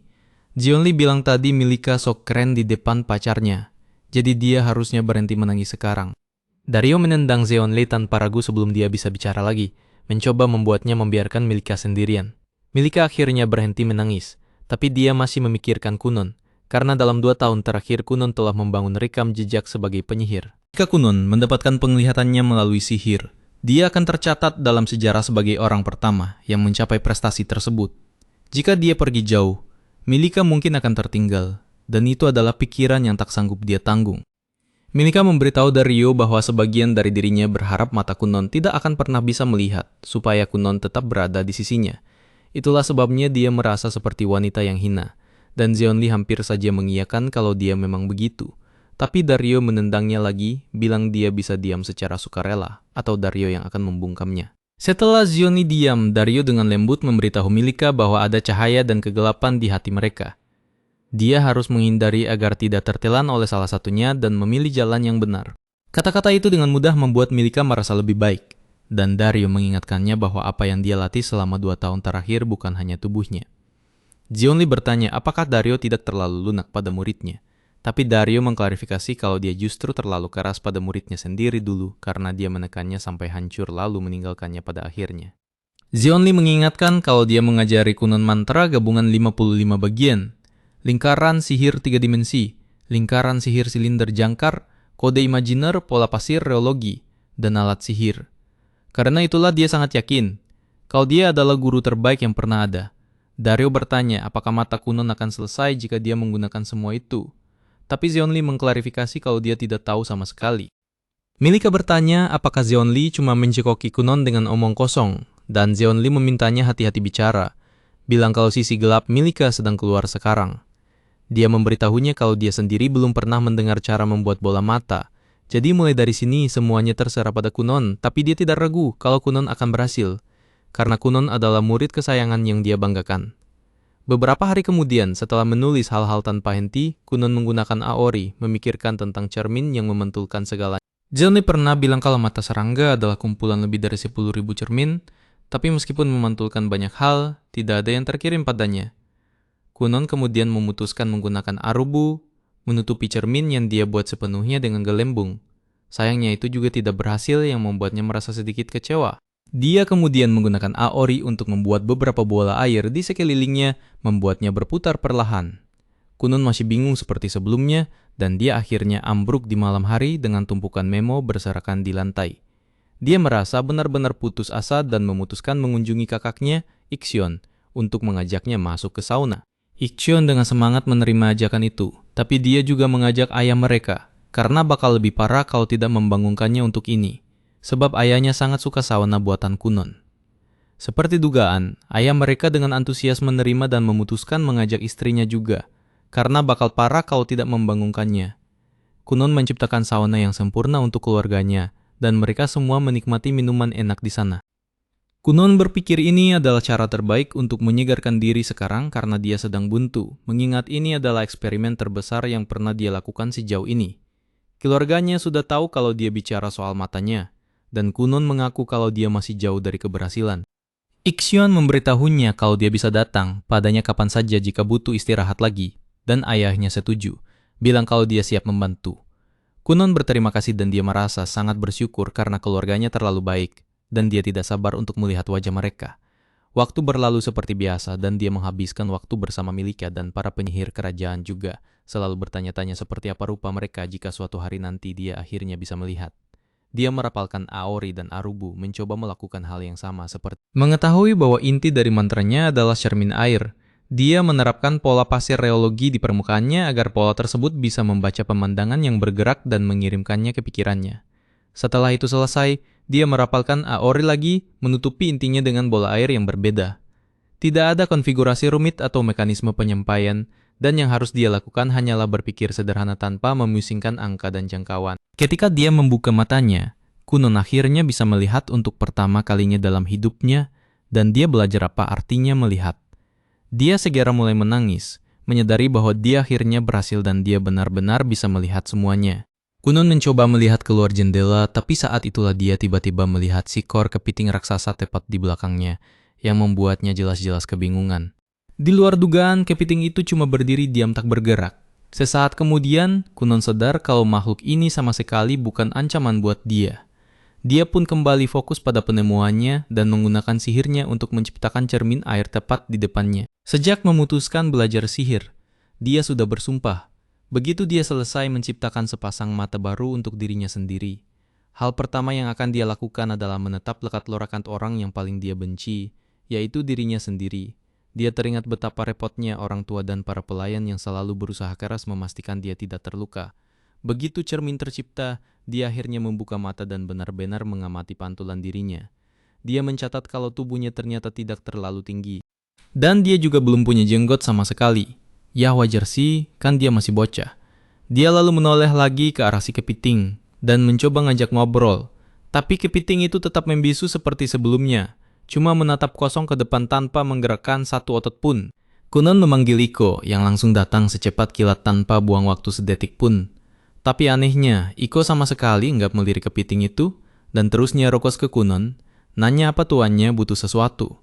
Tiba-tiba, Iko sadar ada bola sihir aneh yang melayang di dekat Kunon dan fakta mengejutkan kalau mata tuannya sekarang terbuka, bukan tertutup lagi. Saking senangnya, Iko langsung bertanya apakah Kunon berhasil menciptakan mata yang berfungsi. Kunon tersenyum dan mengangguk. Melihat itu, Iko langsung melompat memeluknya untuk memberi selamat. Tapi gara-gara heboh sendiri, bola sihirnya malah terlempar ke udara dan bikin kepala Kunon pusing 7 keliling. Iko bilang mereka harus segera lapor ke ayah Kunon dan dia bakal masak besar hari ini buat merayakannya. Kunon melirik lagi ke arah kepiting yang masih menatapnya dengan pandangan kosong, sambil mikir apa sebaiknya dia minta Iko masak kepiting ini aja buat makan malam.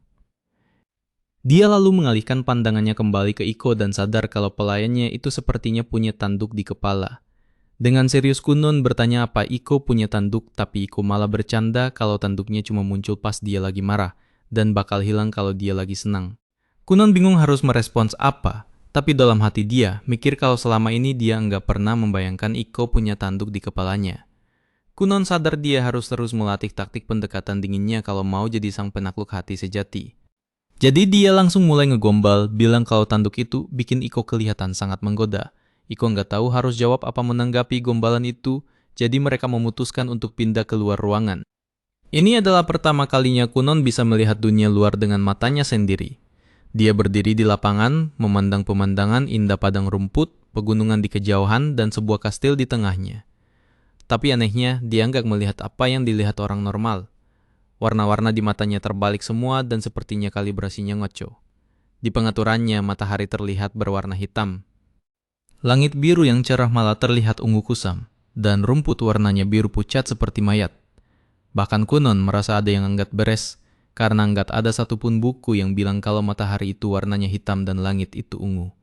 Iko datang dari belakang, memakaikan jubah biar Kunon enggak kedinginan, dan mengajak dia pergi ke manor orang tuanya untuk menyampaikan kabar gembira ini.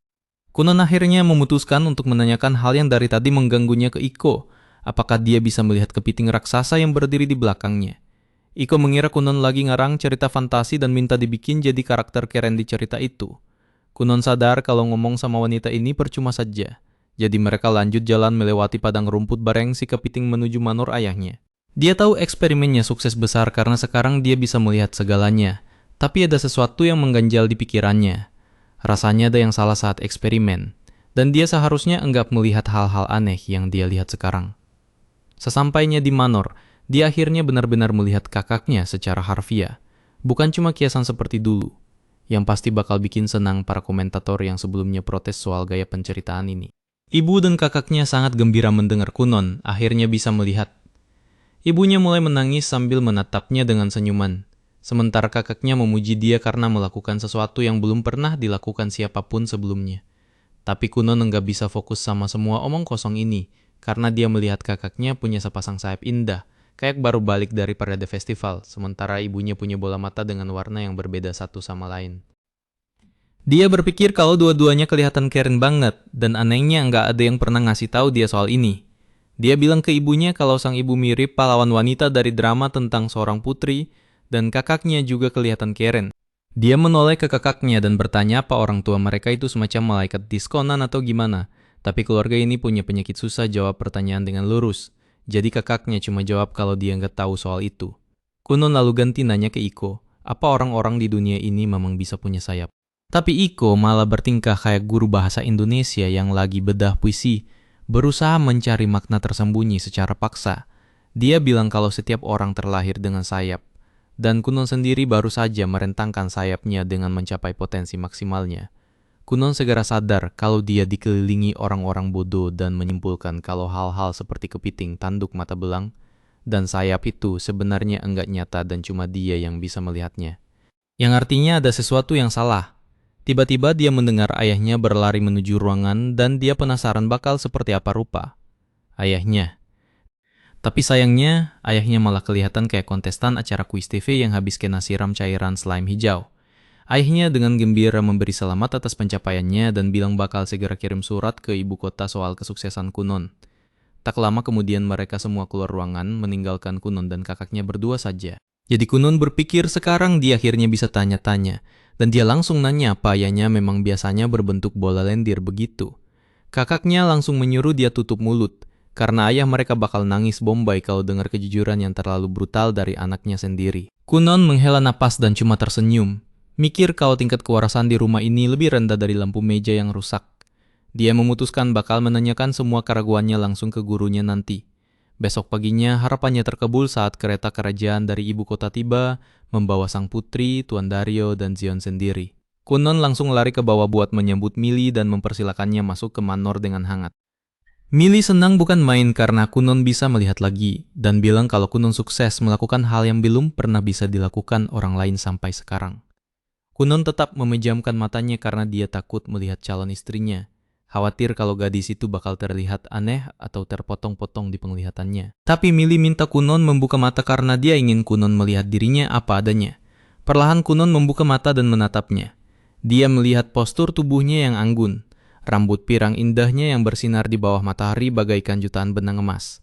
Dan senyumannya yang sangat sopan dan penuh perhatian. Tepat saat dia berpikir setidaknya tunangannya enggak punya keanehan. Dia melihat sehelai bulu unggas di atas kepala Mili. Kunon menghela napas lelah melihat omong kosong ini, tapi Mili malah mengira Kunon enggak suka sama apa yang dia lihat, dan mulai merasa insinyur alias insecure. Kunon langsung mengeluarkan jurus Rizzlernya buat bikin Mili merasa percaya diri lagi, dengan membandingkan gadis itu seperti bulu burung merpati yang terbang bebas di angkasa. Dario keluar dari kereta tepat saat itu, dan menimpali kalau merpati ini kemampuan berpedangnya makin jago. Jadi sekarang dia lebih mirip elang daripada merpati. Kunon melihat pedang ethereal yang indah di punggung Dario dan langsung bertanya soal itu. Tapi Dario mengira Kunon ngomongin pedang biasanya dan mulai cerita soal baja dan gimana pedang itu ditempa dalam api. Kunon sadar kalau pedang ethereal itu enggak nyata dan matanya cuma mempermainkannya lagi.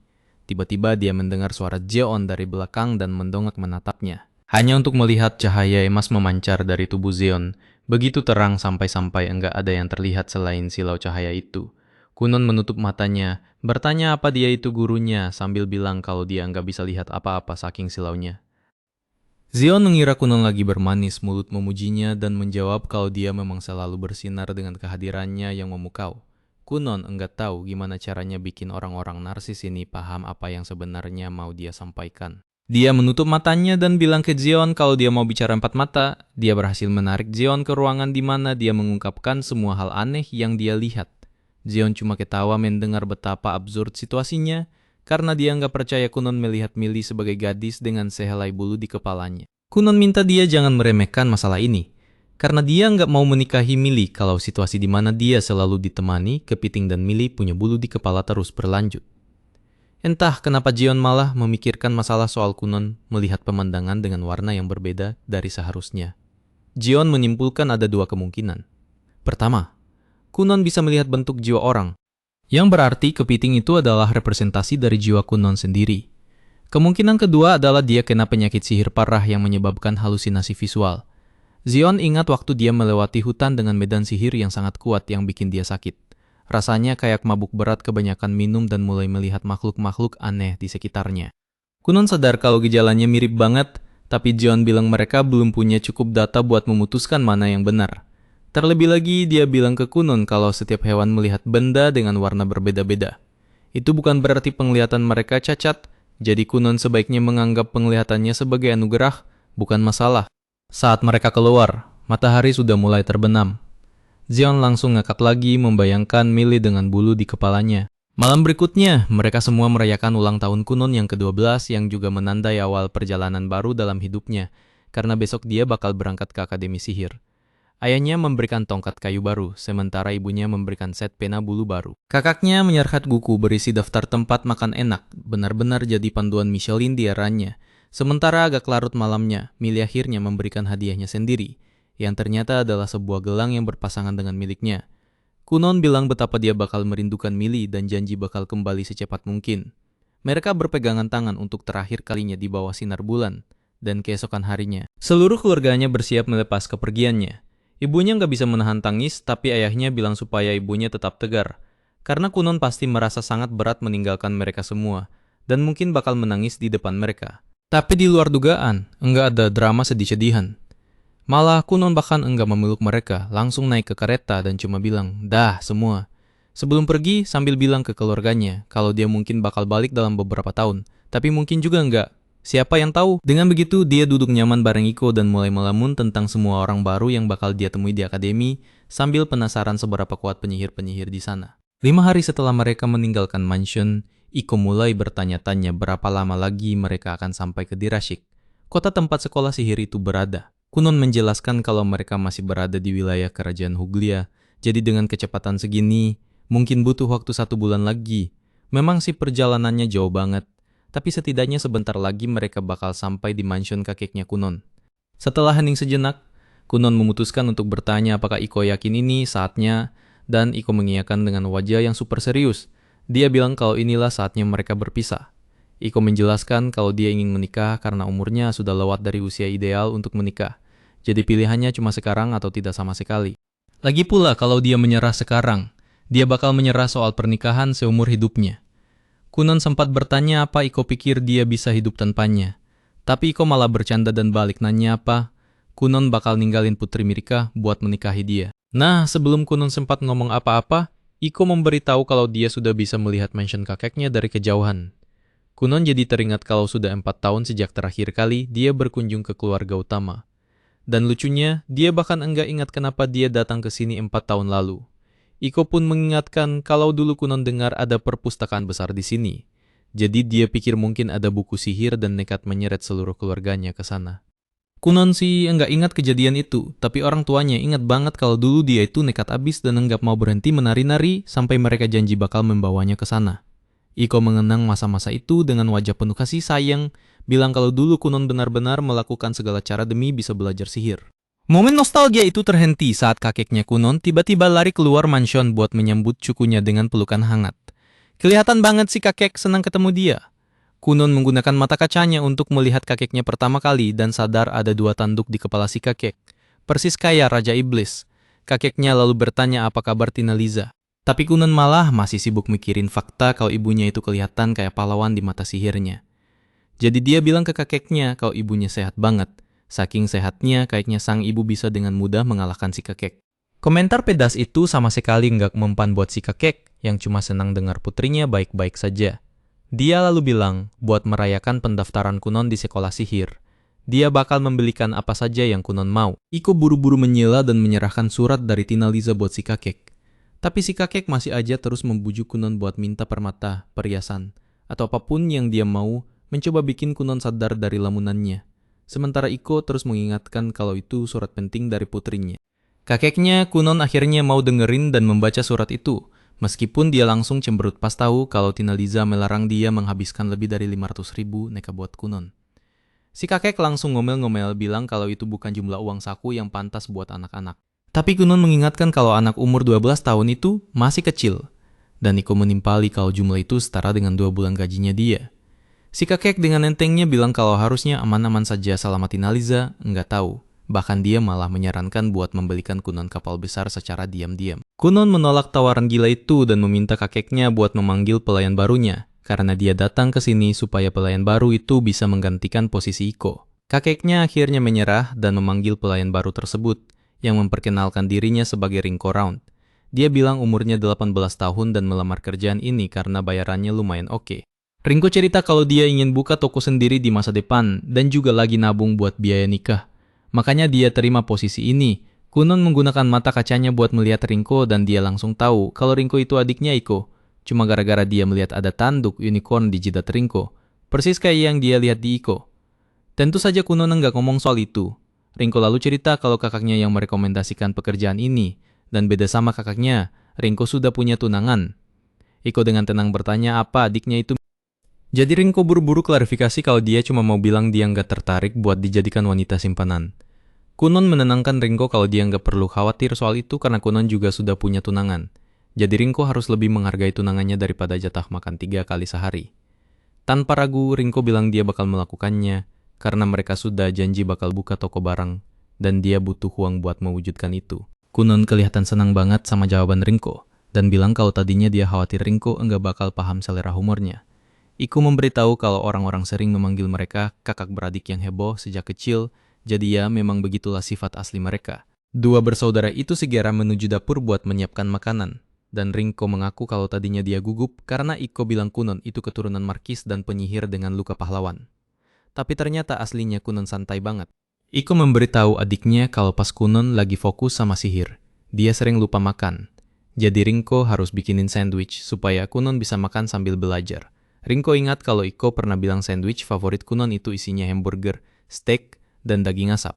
Kakaknya juga menambahkan kalau Kunon suka susu dan teh. Jadi dia harus selalu tanya apa Kunon mau minumannya tanpa susu atau tanpa teh. Rinko ketawa dengar itu dan bilang kalau dia yakin bakal cocok kerja sama Kunon. Iko bilang dia juga yakin begitu, lalu teringat momen saat Arson menugaskan dia buat mengurus Kunon.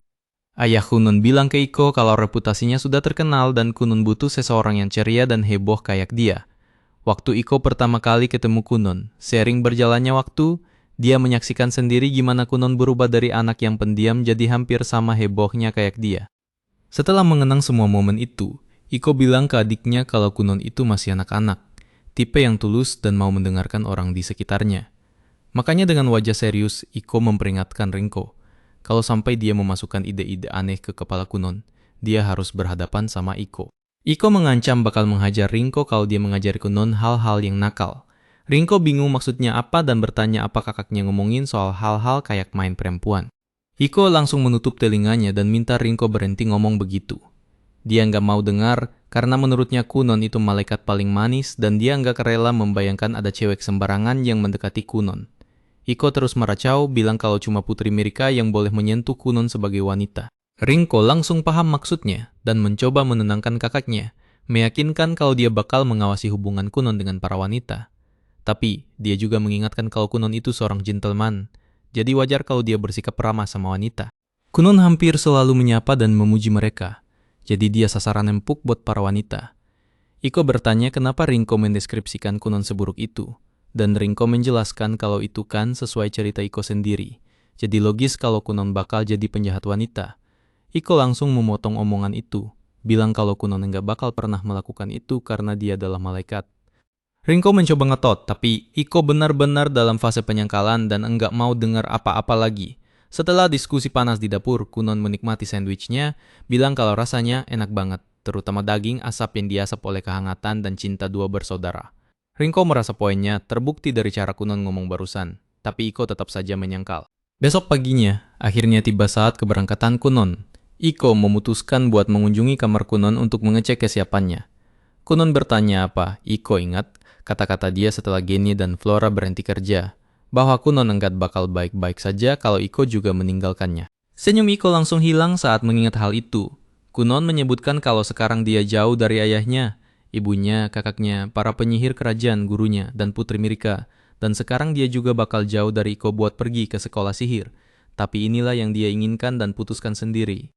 Kunon meminta kepastian dari Iko, bilang kalau Iko memang bakal jauh darinya, tapi mereka cuma terpisah jarak dan Iko enggak bakal menghilang. Iko setuju dan meyakinkan Kunon kalau dia bisa menemuinya saat pulang nanti, karena Iko bakal melanjutkan pekerjaannya di Uglia setelah menikah. Kunon bilang bakal butuh beberapa tahun sampai dia bisa ketemu Iko lagi, dan Iko bilang mungkin saat itu dia sudah punya anak yang menggemaskan kayak Kunon. Iko akhirnya mengucapkan selamat tinggal dan meminta Kunon jaga diri, sementara Kunon berterima kasih atas segalanya dan berpamitan dengan pelukan. Setelah itu Kunon masuk ke kereta kuda, dan kakeknya masih mencoba bilang kalau dia nggak harus pergi, dan bisa tinggal sama kakeknya saja. Kunon dengan santai cuma bilang dadah dan menyuruh kereta jalan, meninggalkan kakeknya begitu saja. Rinko bertanya apa Kunon yakin nggak apa-apa pergi begitu saja, soalnya Tuan Wali Wilayah alias kakeknya masih ngomong sesuatu tadi. Kunon menjelaskan kalau bakal makin lama kalau dia menanggapi, jadi mending pergi gitu aja. Di luar itu, Kunon berterima kasih pada Rinko karena mau bekerja untuknya, dan Rinko tersenyum sambil bilang kalau itu sebuah kehormatan. Kunon lalu bertanya apa Rinko yakin dia baik-baik saja, karena tunangannya harus menunggu selama beberapa tahun. Rinko meyakinkan kalau itu aman, karena tunangannya bilang dia bakal nunggu demi mengumpulkan uang buat toko mereka. Kunon bertanya toko macam apa yang mau dibuat. Penasaran apa itu bisnis mencurigakan kayak jasa melenyapkan orang secara diam-diam. Rinko mengakui kalau dia sempat mikir begitu, tapi akhirnya memutuskan buka restoran karena dia suka makan, dan menurutnya itu mirip-mirip lah, tapi yang ini legal. Kunon setuju, Bilang bedanya cuma antara membuat orang tetap hidup dengan makanan atau menyingkirkan mereka dalam kegelapan. Mereka berdua tertawa dan jelas banget kalau mereka sudah cocok dengan cara mereka sendiri. Setelah beberapa lama, mereka sampai di kota dekat Dirashik, di mana mereka menemukan banyak toko sihir. Rinko berasumsi kalau Dirashik pasti negara dengan sihir yang luar biasa. Gara-gara itu, saat mereka jalan-jalan di kota, Kunon tiba-tiba berhenti pas dia melihat sebuah buku di depan toko. Dia memutuskan langsung masuk dan menemukan rak penuh buku sihir. Rinko mengingatkan kalau perpustakaan kakeknya jauh lebih besar. Tapi Kunon bilang di sana nggak banyak buku tentang sihir dan sejauh ini dia baru baca sedikit. Rinko lalu bertanya apa Kunon mau beli beberapa buku sekarang, tapi Kunon mengklarifikasi kalau mereka bakal jadi gelandangan kalau melakukan itu. Rinko enggak paham maksudnya sampai dia melihat kalau harga satu buku saja mencapai 5 juta neka. Rinko langsung panik melihat harganya. Bilang kalau harga satu buku itu bisa buat modal toko dia dan tunangannya plus buka cabang baru. Kunon menjelaskan kalau buku sihir itu barang langka dan makanya harganya selangit. Rinko bilang itu kemahalan. Dan Kunon mencoba memperingatkan Rinko supaya jangan berisik di dalam toko. Tepat saat itu penjaga toko bertanya apa Kunon seorang penyihir, penasaran apakah dia murid sekolah sihir. Kunon menjawab kalau dia baru calon pendaftar dan elemen sihirnya adalah air. Wanita itu dengan antusias meminta Kunon menunjukkannya. Jadi Kunon memutuskan menggunakan sihir airnya untuk menciptakan seekor kucing putih kecil yang lucu dengan mata biru. Wanita itu langsung terpesona sama makhluk mungil itu, dan Kunon bertanya apa dia juga seorang penyihir. Wanita itu bilang dia bukan penyihir, tapi dia cinta banget sama sihir dan pengen kerja di bidang yang berhubungan dengan sihir. Dia cuma penggemar sihir dan Kunon sudah bikin harinya menyenangkan, karena dia nggak nyangka bakal ketemu penyihir yang bisa pakai mantra seimut itu. Dia menyebutkan kalau persaingan di Dirashik lagi ketat-ketatnya belakangan ini, jadi dia mendoakan semoga Kunon beruntung. Lagi pula, tahun ini orang suci dari kerajaan suci juga bakal mendaftar. Tahun lalu mereka kedatangan Pangeran Inferno dan Sikilat dari kerajaan baru. Sekarang orang suci itu bergabung, jadi pasti bakal terkenal banget. Kunon kelihatan banget menantikan hal itu, dan penjaga toko mengambil kesempatan buat menawarkan grimoire bekas milik penyihir paling populer, Zeon Livinroll. Dia bilang bakal kasih diskon khusus, tapi Kunon menolak tawaran itu mentah-mentah dan keluar dari toko, meninggalkan si penjaga toko kebingungan. Rinko masih kepikiran harga buku-buku tadi, tapi dia bilang kalau grimoire tadi itu tawaran yang bagus banget dan nanya apa Kunon yakin enggak mau beli. Kunon mengklarifikasi kalau dia sudah tahu isinya, dan kemungkinan besar itu adalah salinan bersih yang dia buat sendiri. Info itu jelas bikin Rinko kaget, tapi Kunon enggak ngomong apa-apa lagi soal itu dan memutuskan buat mengecek toko jahit. Selanjutnya dia menghabiskan waktu meraba-raba beberapa bulu binatang, mencoba mempelajari teksturnya. Tapi penjaga tokonya jelas bingung. Ya gimana enggak? Ada anak berpakaian rapi bawa pelayan masuk ke tokonya, tapi sekarang cuma ngeraba-raba barang dagangan doang. Kunon enggak mendengarkan dia dan Rinko malah asik sendiri nyobain berbagai macam topi. Pria itu akhirnya hilang kesabaran dan bertanya apa yang Kunon lakukan menyentuh barang dagangannya. Kunon minta dia nggak usah peduli dan menjelaskan kalau dia lagi mencoba menghafal teksturnya, karena kata-kata sederhana kayak kain dan bulu bisa mencakup tekstur yang beragam. Penjaga toko jadi agak penasaran, jadi dia memberitahu kalau bulu yang dipegang Kunon itu bulu rubah gelap dan sangat langka, jadi dia harus menyentuhnya dengan hati-hati. Tanpa membiarkan dia selesai ngomong, Kunon menggunakan sihir airnya buat menciptakan tiruan rubah gelap yang realistis, bikin si bapak kaget setengah mati. Pria itu jelas terkejut melihat betapa nyatanya rasanya dan bertanya apa Kunon bisa meniru apa saja kalau tahu teksturnya. Kunon mengonfirmasi bilang kalau untuk saat ini dia baru bisa meniru. Pria itu dengan ragu-ragu bertanya apa Kunon bisa meniru seorang wanita. Mendengar itu, Rinko langsung melompat ke arahnya dan bertanya apa yang dia sarankan ke anak kecil. Penjaga toko langsung panik dan minta maaf. Tapi Rinko bilang minta maaf saja nggak cukup karena dia sudah mengotori telinga berharga Kunon. Kunon dengan tenang bilang kalau meniru manusia itu terlalu rumit, jadi dia nggak bisa melakukannya, dan dia bakal dimarahi habis-habisan kalau nekat coba. Rinko buru-buru membawa Kunon keluar dari toko itu, bilang kalau toko ini isinya cuma orang dewasa sampah. Penjaga toko itu minta maaf lagi dengan putus asa dan menjelaskan kalau dia cuma tanya karena impulsif soalnya dia naksir seorang wanita. Rinko tiba-tiba membuka pintu cuma buat memperingatkan dia supaya tutup mulut dengan ekspresi mengancam. Bilang kalau dia bakal mengotori hati Kunon juga. Dia kembali ke Kunon dan bilang kalau kota ini buruk buat pendidikannya. Jadi mereka harus buru-buru ke Dirashik. Kunon cuma berjalan menjauh dari toko dan berkomentar kalau Rinko lebih seram daripada Iko kalau lagi marah. Begitu mereka pergi, orang suci dari kerajaan suci masuk ke toko itu, bilang kalau dia dengar di sini ada syal langka yang terbuat dari rubah gelap. Dia tiba-tiba melihat rubah gelap yang tadi dipegang Kunun, dan gadis-gadis lain berkomentar kalau mereka pikir rubah, jenis itu enggak suka manusia. Penjaga toko mencoba menjelaskan, tapi sang orang suci langsung bisa tahu kalau itu adalah sihir dan hanya dengan satu sentuhan. Rubah gelap itu berubah jadi air, bikin celana si penjaga toko basah kuyup. Sang orang suci minta maaf soal itu, bilang dia nggak nyangka itu bakal jadi air. Sementara itu, gadis-gadis lain memeriksa air di celana penjaga toko, mencoba menganalisis jumlah kekuatan sihir yang digunakan. Penjaga toko cuma bisa bertanya-tanya hari menyiksa macam apa ini. Sementara sang orang suci cuma mikirin fakta, kalau ini adalah sihir di luar pengetahuannya. Tak lama kemudian, Kunun dan Rinko akhirnya sampai di Dirashik, dan dia akhirnya berada di sekolah sihir. Rinko bilang dia harus istirahat dan bertanya apa Kunun bakal tinggal di asrama mulai sekarang. Kunun memberitahu kalau pada dasarnya semua murid di sekolah sihir bakal tinggal di asrama dan kalau mereka minta, satu pelayan boleh tinggal bareng mereka. Sayangnya, pas mereka sampai di resepsionis, wanita di sana memberitahu kalau asramanya sudah penuh dan enggak ada tempat kosong. Pendaftaran asrama sudah lama ditutup. Sesuatu yang Kunun enggak tahu karena Zeonli enggak pernah bilang soal itu ke dia. Sebelum mereka pergi, resepsionis memberikan daftar agen real estate bilang kalau mereka membagikan ini ke pendaftar yang enggak kebagian asrama. Berkat itu, Kunun segera menemukan rumah Soan di mana dia dan Rinko bisa tinggal tanpa masalah.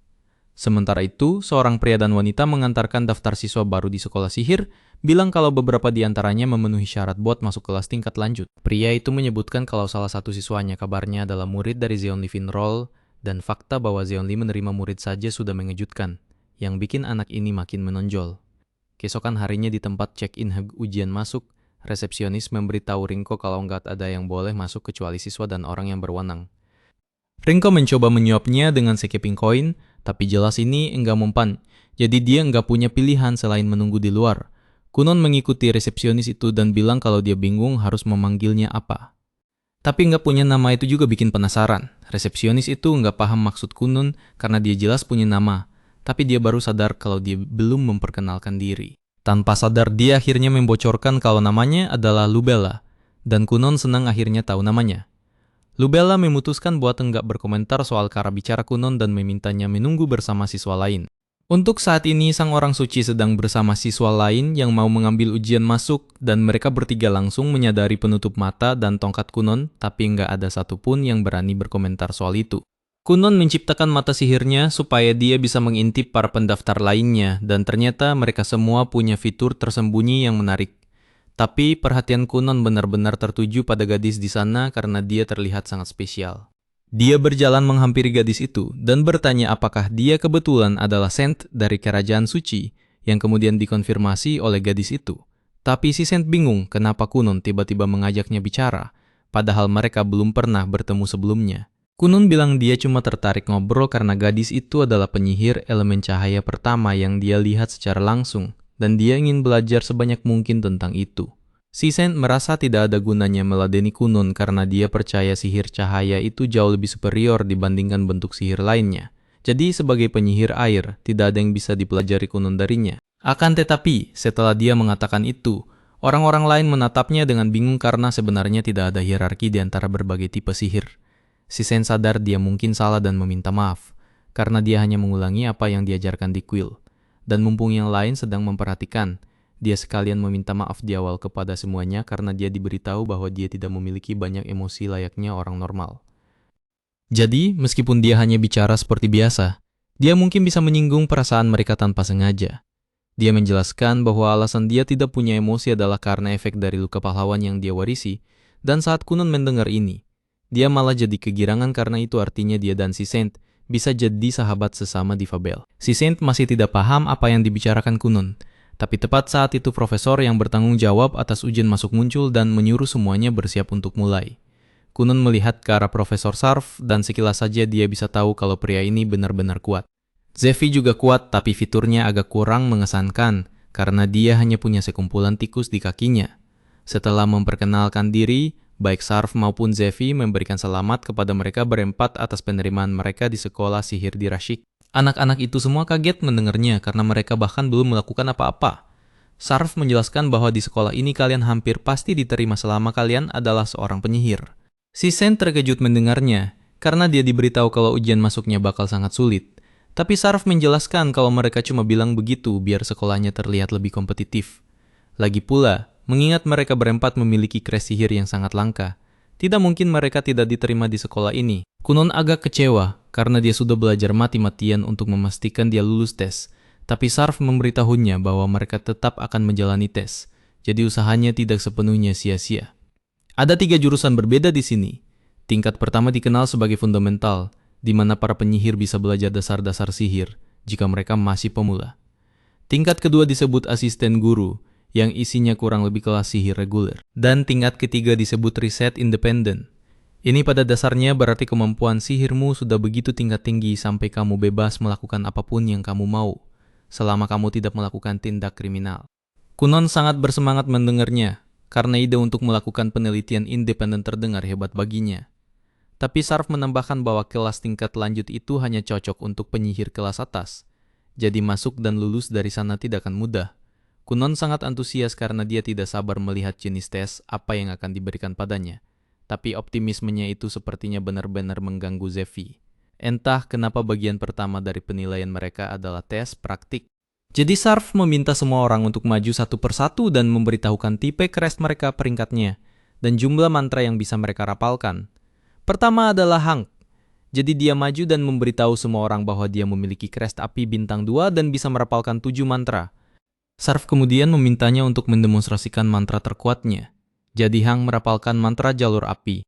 Kunon terkesan karena meskipun mantra apinya mungkin dasar, sifat uniknya adalah fakta bahwa api itu mengikuti jalur yang Hank buat menggunakan energi sihirnya. Jadi aplikasinya tidak terbatas.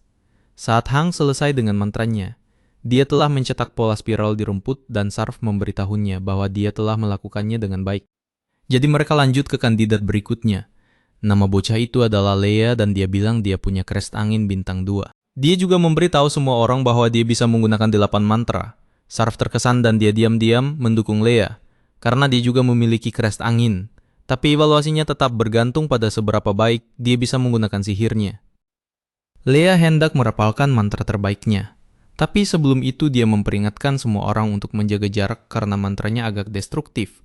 Semua orang mundur dan Leia kemudian mengangkat tongkatnya ke langit, mengumpulkan bertonton energi sihir sebelum menembakkan ledakan angin masif ke tanah. Mantra yang baru saja dia gunakan adalah sihir tingkat menengah dan itu mengandalkan penarikan sihir dari langit untuk menciptakan hembusan angin yang kuat, yang benar-benar mengesankan bagi Kunon.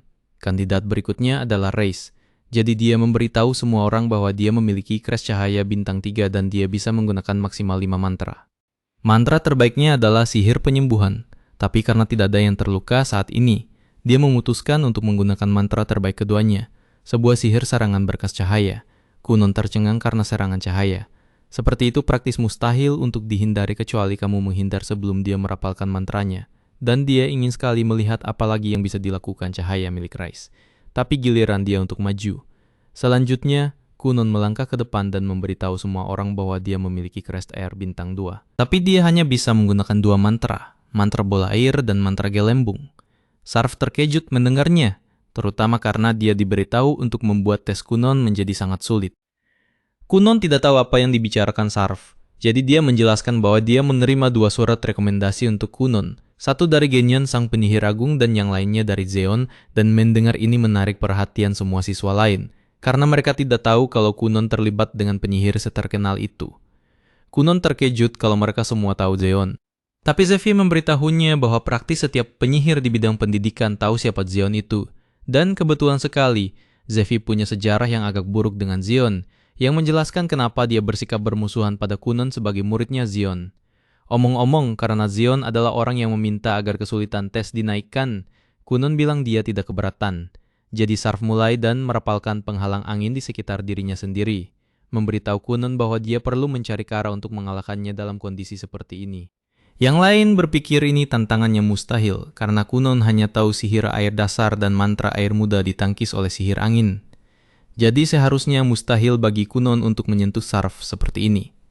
Namun, Kunon hanya menatap Sarf dengan kecewa karena dia pikir dia bakal dapat tantangan yang lebih berat. Sarf berpikir kepercayaan diri Kunon itu menarik, tapi dia menyuruhnya untuk menyelesaikan tes dulu kalau mau komplain soal terlalu mudah, kecuali tentu saja dia cuma menggertak. Kunon tidak boleh kehilangan wibawa di depan Reis, karena dia masih berusaha untuk berteman dengannya. Jadi dia menerima tantangan Sarf, dan mulai dengan menciptakan puluhan gelembung di sekeliling Sarf. Sarf terkesan Kunon bisa membuat sebanyak itu, tapi dia pikir itu percuma karena gelembung seperti ini tidak akan pernah bisa menembus penghalang. Namun, Kunon belum selesai dan lanjut melipat gandakan jumlah gelembung sambil mengubah warnanya jadi merah dan memutarnya mengelilingi penghalang Sarf. Sekarang kalau Sarf menghilangkan penghalangnya, dia akan tersapu oleh gelembung-gelembung itu. Tapi dia masih merasa ini belum cukup. Jadi dia bilang ke Kunon kalau dia harus meningkatkan usahanya.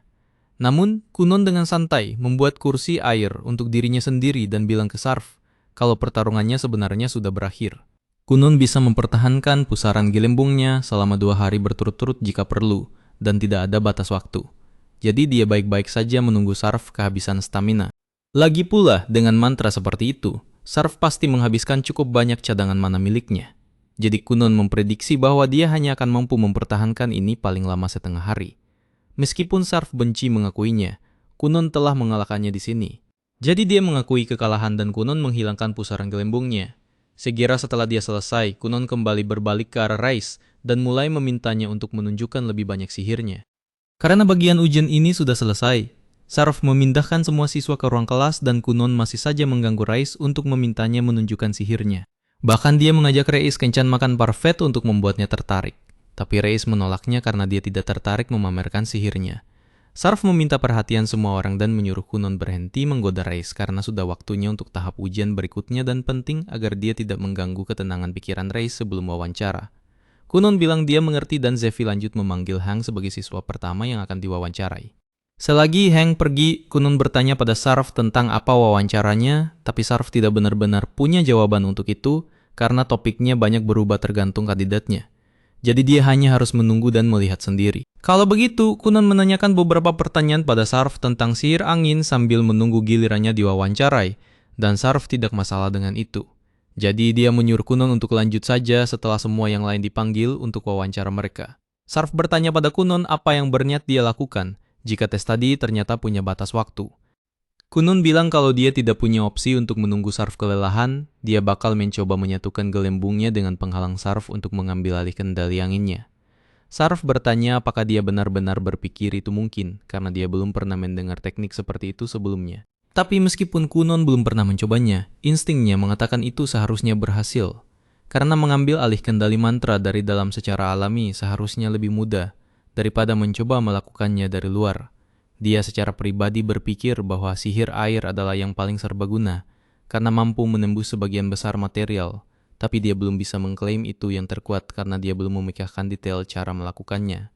Sekarang waktunya wawancara Kunon, jadi Zefi muncul untuk mengantarnya ke ruang wawancara.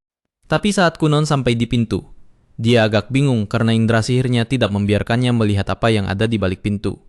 Dia meminta Zefi untuk mendeskripsikan ruangan itu padanya. Sampai sekarang dia sejujurnya lupa kalau Kunon itu buta. Tapi dia menurutinya dan memberitahunya kalau di dalam sana terlihat seperti waktu malam hari. Dia bertanya apakah Kunon ingin dia menuntunnya masuk jika dia tidak bisa melihat di dalam sana. Tapi Kunon meyakinkannya kalau dia akan baik-baik saja sendirian dan berjalan masuk. Ini adalah pertama kalinya setelah sekian lama Kunon benar-benar buta karena bahkan mata sihirnya tidak bisa melihat apapun di sini. Tapi sesaat kemudian mata sihirnya dipaksa hilang dan dia mendapati dirinya dikelilingi oleh 7 sosok. Salah satu sosok mulai mendekati Kunon sambil bicara tentang bagaimana dia dulu adalah gurunya Zeon. Tapi Kunon memotongnya dan meminta agar dia tidak mendekat lagi karena dia punya tunangan dan tidak ingin terlalu dekat dengan wanita lain. Sosok itu bingung dengan ini karena dia diberitahu Kunon sedang menggoda Reis beberapa menit yang lalu. Tapi Kunon bilang itu bukan menggoda. Dia cuma ingin belajar tentang sihir Reis, yang mana itu beda banget.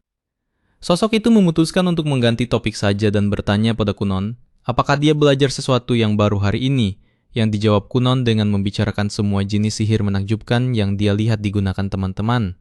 Seangkatannya tadi dan dia berencana mencari cara untuk memasukkan mantra-mantra itu ke dalam gudang senjatanya sendiri begitu dia sampai di rumah. Sosok itu bilang dia puas dengan jawaban Kunon, jadi dia akan ditempatkan di kelas tingkat lanjut, yang membuat Kunon sangat senang mendengarnya. Dia kemudian memberitahu Kunon kalau dia berprestasi, Dia mungkin bahkan akan mengangkatnya sebagai murid pribadinya. Tapi sebelum dia selesai bicara, Kunon sudah berjalan keluar karena dia tidak tertarik untuk memperhatikan. Dicuekin begitu rasanya agak menyakitkan. Tapi sosok itu harus mengakui kalau Kunon benar-benar sesuatu yang spesial karena saat dia berjalan masuk, dia mencoba menggunakan mantra yang belum pernah dilihat sosok itu sebelumnya. Beberapa hari kemudian, adegan berpindah ke momen datangnya surat dari Iko. Kabarnya benar-benar bikin semangat. Nilai Kunon ternyata sangat tinggi, saking tingginya, dia langsung diterima masuk ke kelas khusus di sekolah sihir. Itu adalah kelas paling elit dan menuntut di seluruh institusi tersebut. Dia bahkan tidak perlu melewati divisi kedua seperti kebanyakan murid lainnya. Dengan santai Kunon berkomentar kalau dia mungkin agak berlebihan saat ujian praktik. Bayangkan saja saat demonstrasi, mantra sihirnya malah mewarnai seluruh halaman sekolah jadi marah menyala.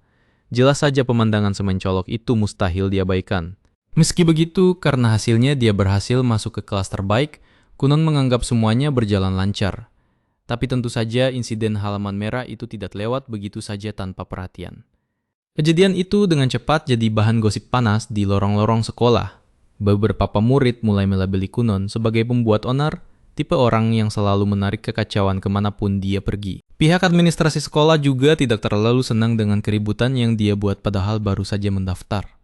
Sebagai tindakan disipliner, mereka menjatuhkan hukuman 1 bulan tanpa uang saku. Kunon menerima kabar itu dengan sedikit terkejut, tapi dia sama sekali tidak terlihat kesal. Baginya, ini bagian dari pengalaman. Malah, dia melihat hukuman ini sebagai bukti kalau sekolah ini menarik dan penuh tantangan tak terduga. Tak lama setelah itu, dia menemukan detail penting lainnya. Murid di kelas khusus wajib menanggung biaya hidup mereka sendiri. Dia bertanya untuk memastikan dan jawabannya sangat lugas.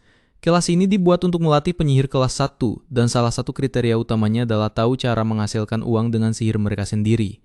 Kalau seseorang tidak bisa mengubah bakat menjadi keuntungan, dia tidak layak disebut penyihir tingkat tinggi.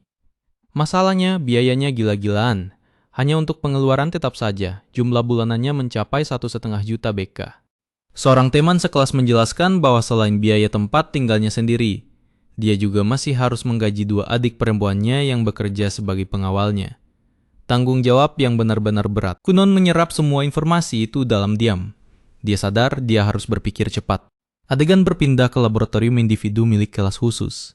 Setiap murid punya ruang penelitian sendiri yang sudah dilengkapi dengan peralatan dasar untuk eksperimen sihir.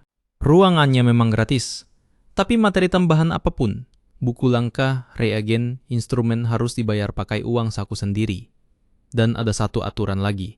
Mereka wajib mengumpulkan kredit lewat hasil karya yang diakui oleh para profesor. Tanpa kredit yang cukup, murid tersebut bakal otomatis diturunkan ke kelas 2. Tekanannya benar-benar konstan. Saat mengobrol dengan murid lain, Kunon sadar kalau banyak dari mereka sudah berkecimpung dengan sihir sejak usia sangat muda dan sudah fokus pada karier yang menguntungkan. Berbeda dengan mereka, Kunon masih dalam tahap menjajaki berbagai kemungkinan. Dia mulai merenung dengan serius tentang cara menggunakan atribut sihirnya secara praktis, sesuatu yang lebih dari sekadar demonstrasi keren. Kemudian saat di rumah, dia menerima pemberitahuan lain. Sang Santo Lis telah menolak undangannya. Kunon dinasihati untuk bertindak lebih hati-hati. Seorang pria sejati harus menghormati keinginan seorang wanita dan menghindari situasi apapun yang bisa memicu ketidaknyamanan atau kesalahpahaman. Kunon mendengarkan, menerima kritik tersebut, dan memutuskan untuk memperbaiki sikapnya. Soal uang kiriman dari rumah, jawabannya juga tegas. Tidak ada bantuan eksternal, bahkan donasi dari kerajaan suci pun tidak diizinkan. Sekolah melarang keras penerimaan uang atau hadiah dari sumber manapun. Tujuannya jelas, untuk memastikan kemandirian total para muridnya. Dia harus bertahan hidup dengan usahanya sendiri. Saat itulah sebuah ide muncul. Saat mengamati rutinitas kelas khusus, Kunon memperhatikan banyak murid menghabiskan waktu semalaman suntuk untuk mempelajari rumus rumit dan menguji mantra eksperimental. Hasilnya jelas, kelelahan yang menumpuk. Memanfaatkan bakatnya, dia mengembangkan kasur air khusus yang dialiri sihir yang mampu memicu tidur nyenyak dan memulihkan tenaga. Menurut perhitungannya, 60 menit tidur di atas kasur itu setara dengan tidur biasa selama setengah hari. Maka lahirlah bisnis baru. Dia mulai menawarkan sesi istirahat di dalam laboratorium pribadinya. Permintaan melonjak dengan cepat. Para murid sampai antre di depan pintu. Bahkan beberapa profesor secara diam-diam juga menunjukkan ketertarikan. Layanan ini menjanjikan pemulihan kilat bagi mereka yang hidup di bawah tekanan konstan. Testimoni positif pun menyebar ke seluruh penjuru sekolah. Nama Kunun makin dikenal. Bagi sebagian orang, dia eksentrik, bagi yang lain, dia jenius bisnis. Namun, Kunun justru terkejut saat mendengar percakapan berikut ini. Jika Leis tidak bisa memungut bayaran untuk penyembuhan, lalu bagaimana dia berniat mencari uang? Leis mengakui bahwa menyembuhkan luka sebenarnya bisa menghasilkan keuntungan yang stabil. Tapi sihirnya bersifat suci, warisan dari leluhur dan diberkati oleh dewa. Mengubahnya menjadi bisnis dianggap tidak sopan. Kunun berpikir cepat. Jika penyembuhan tidak bisa dikomersialkan secara langsung, mungkin mereka bisa mencari pendekatan lain. Ide awalnya tampak sederhana, menjual laporan penelitian sihir. Dokumentasi teknis yang mendetail bisa jadi materi referensi bagi penyihir lain dan sekaligus menghasilkan pendapatan. Masalahnya sangat jelas. Mereka masih di awal perjalanan mereka. Nilai akademis dari studi mereka saat ini bakal dianggap rendah di pasaran. Kunun pun mengalihkan fokusnya sekali lagi. Dia bertanya apakah sihir pemurnian bisa diaplikasikan pada produk fisik. Menurut aturan sekolah, hal itu diizinkan. Lalu dia mengajukan proposal baru untuk membuat alat sihir bersama-sama, menggabungkan bakat mereka berdua. Leis ragu. Jika proyek ini sukses, masalah hak cipta mungkin akan muncul. Terlebih lagi, prioritas Leis tetaplah keluarganya dan tugasnya sebagai pengawal tradisi. Namun, situasi keuangan saat ini sedang tidak berpihak padanya. Mereka kehabisan uang, mungkin risiko ini memang perlu diambil. Setelah merenung, mereka memutuskan untuk mencobanya. Keesokan harinya mereka menemui Profesor Teora, seorang spesialis sihir cahaya. Profesor Teora secara terbuka memuji kasur air sihir terkenal buatan Kunun, menyatakan bahwa dia tidak pernah merasa lelah lagi sejak mencobanya. Komentar itu makin memperkuat kredibilitas Kunun di sekolah. Kunun kemudian mempresentasikan ide barunya. Dia ingin membudidayakan spirit Cecilia, tanaman suci yang biasanya hanya tumbuh di tempat-tempat yang dianggap keramat di mana konsentrasi energi cahaya sangat tinggi. Profesor Teora mendengarkan dengan saksama dan merespons dengan yakin. Itu mustahil. Tapi Kunun tidak gentar. Dengan tenang dia menjelaskan, jika tempat suci didefinisikan oleh konsentrasi tinggi kekuatan suci dan energi pemurni, maka mungkin mereka tidak perlu mencari tempat seperti itu di alam. Mungkin mereka bisa menciptakan ulang kondisi tersebut secara buatan. Logikanya sederhana, setidaknya di atas kertas. Jika mereka bisa mensimulasikan lingkungan yang tepat, tanamannya seharusnya bereaksi dengan cara yang sama. Dia mengusulkan penggunaan barrier sihir alami milik Leis sebagai dasar eksperimen, memperluas dan menyesuaikan sifat cahayanya, sampai ruang di dalamnya menyerupai wilayah suci. Ini berisiko. Butuh presisi mutlak. Satu kesalahan kecil saja bisa membuat benih-benih itu tidak berguna. Meski begitu, mereka memutuskan untuk mencoba. Leis mengaktifkan barrier cahayanya. Energinya meluas, membentuk kubah transparan di sekeliling mereka. Udara terasa lebih ringan, hampir bergetar. Atmosfer berubah secara nyata, seolah-olah ruang itu sendiri sedang dimurnikan di depan mata mereka. Benih spirit Cecilia bereaksi. Pertama muncul pendaran cahaya redup, lalu sebuah tunas. Berhasil. Profesor Teora menyaksikan dengan keterkejutan yang tulus dan mulai mencatat setiap detail, intensitas barrier, waktu paparan, respons tanaman. Eksperimen itu sukses tanpa terbantahkan. Spirit Cecilia tumbuh di bawah kondisi buatan, sesuatu yang sebelumnya dianggap mustahil. Kunun sudah berpikir jauh ke depan. Baginya, ini bukan sekadar pencapaian akademis. Ini peluang bisnis. Jika mereka bisa memproses tanaman itu dengan benar, versi yang didinginkan dan distabilkan bisa menjadi obat langka dengan permintaan yang sangat tinggi. Jika rencananya berhasil, target bulanan 1,5 juta BK tidak akan lagi jadi masalah. Hambatannya sekarang adalah modal investasi. Setiap benih harganya 200.000, 5 benih, totalnya jadi 1 juta. Jika mereka gagal, kerugiannya bakal menghancurkan. Tidak akan ada kesempatan kedua dalam waktu dekat. Kini, dengan kesuksesan di depan mata, Leis menghela napas lega dan berterima kasih pada Kunun atas kegigihannya. Kunun membalas bahwa dia lebih suka mendengar ucapan terima kasih daripada permintaan maaf. Komentar yang sederhana, tapi langsung kena di hati. Pekerjaan berlanjut. Mereka memanen spirit Cecilia di saat yang tepat, memproses bagian yang berguna dengan hati-hati, mencampurnya dengan penstabil, dan memfinalisasi formulanya setelah berbagai uji coba. Hasilnya adalah obat oles dengan kemurnian luar biasa, memiliki sifat regeneratif dan pemurni yang jauh di atas standar umum. Nilai estimasinya dengan mudah melampaui 1,5 juta, mungkin bisa mencapai 2 juta di pasar yang tepat. Dengan kesepakatan yang sudah di tangan, Kunun memutuskan untuk mentraktir makan siang, layaknya pria sejati. Sikap itu ternyata harus dibayar mahal.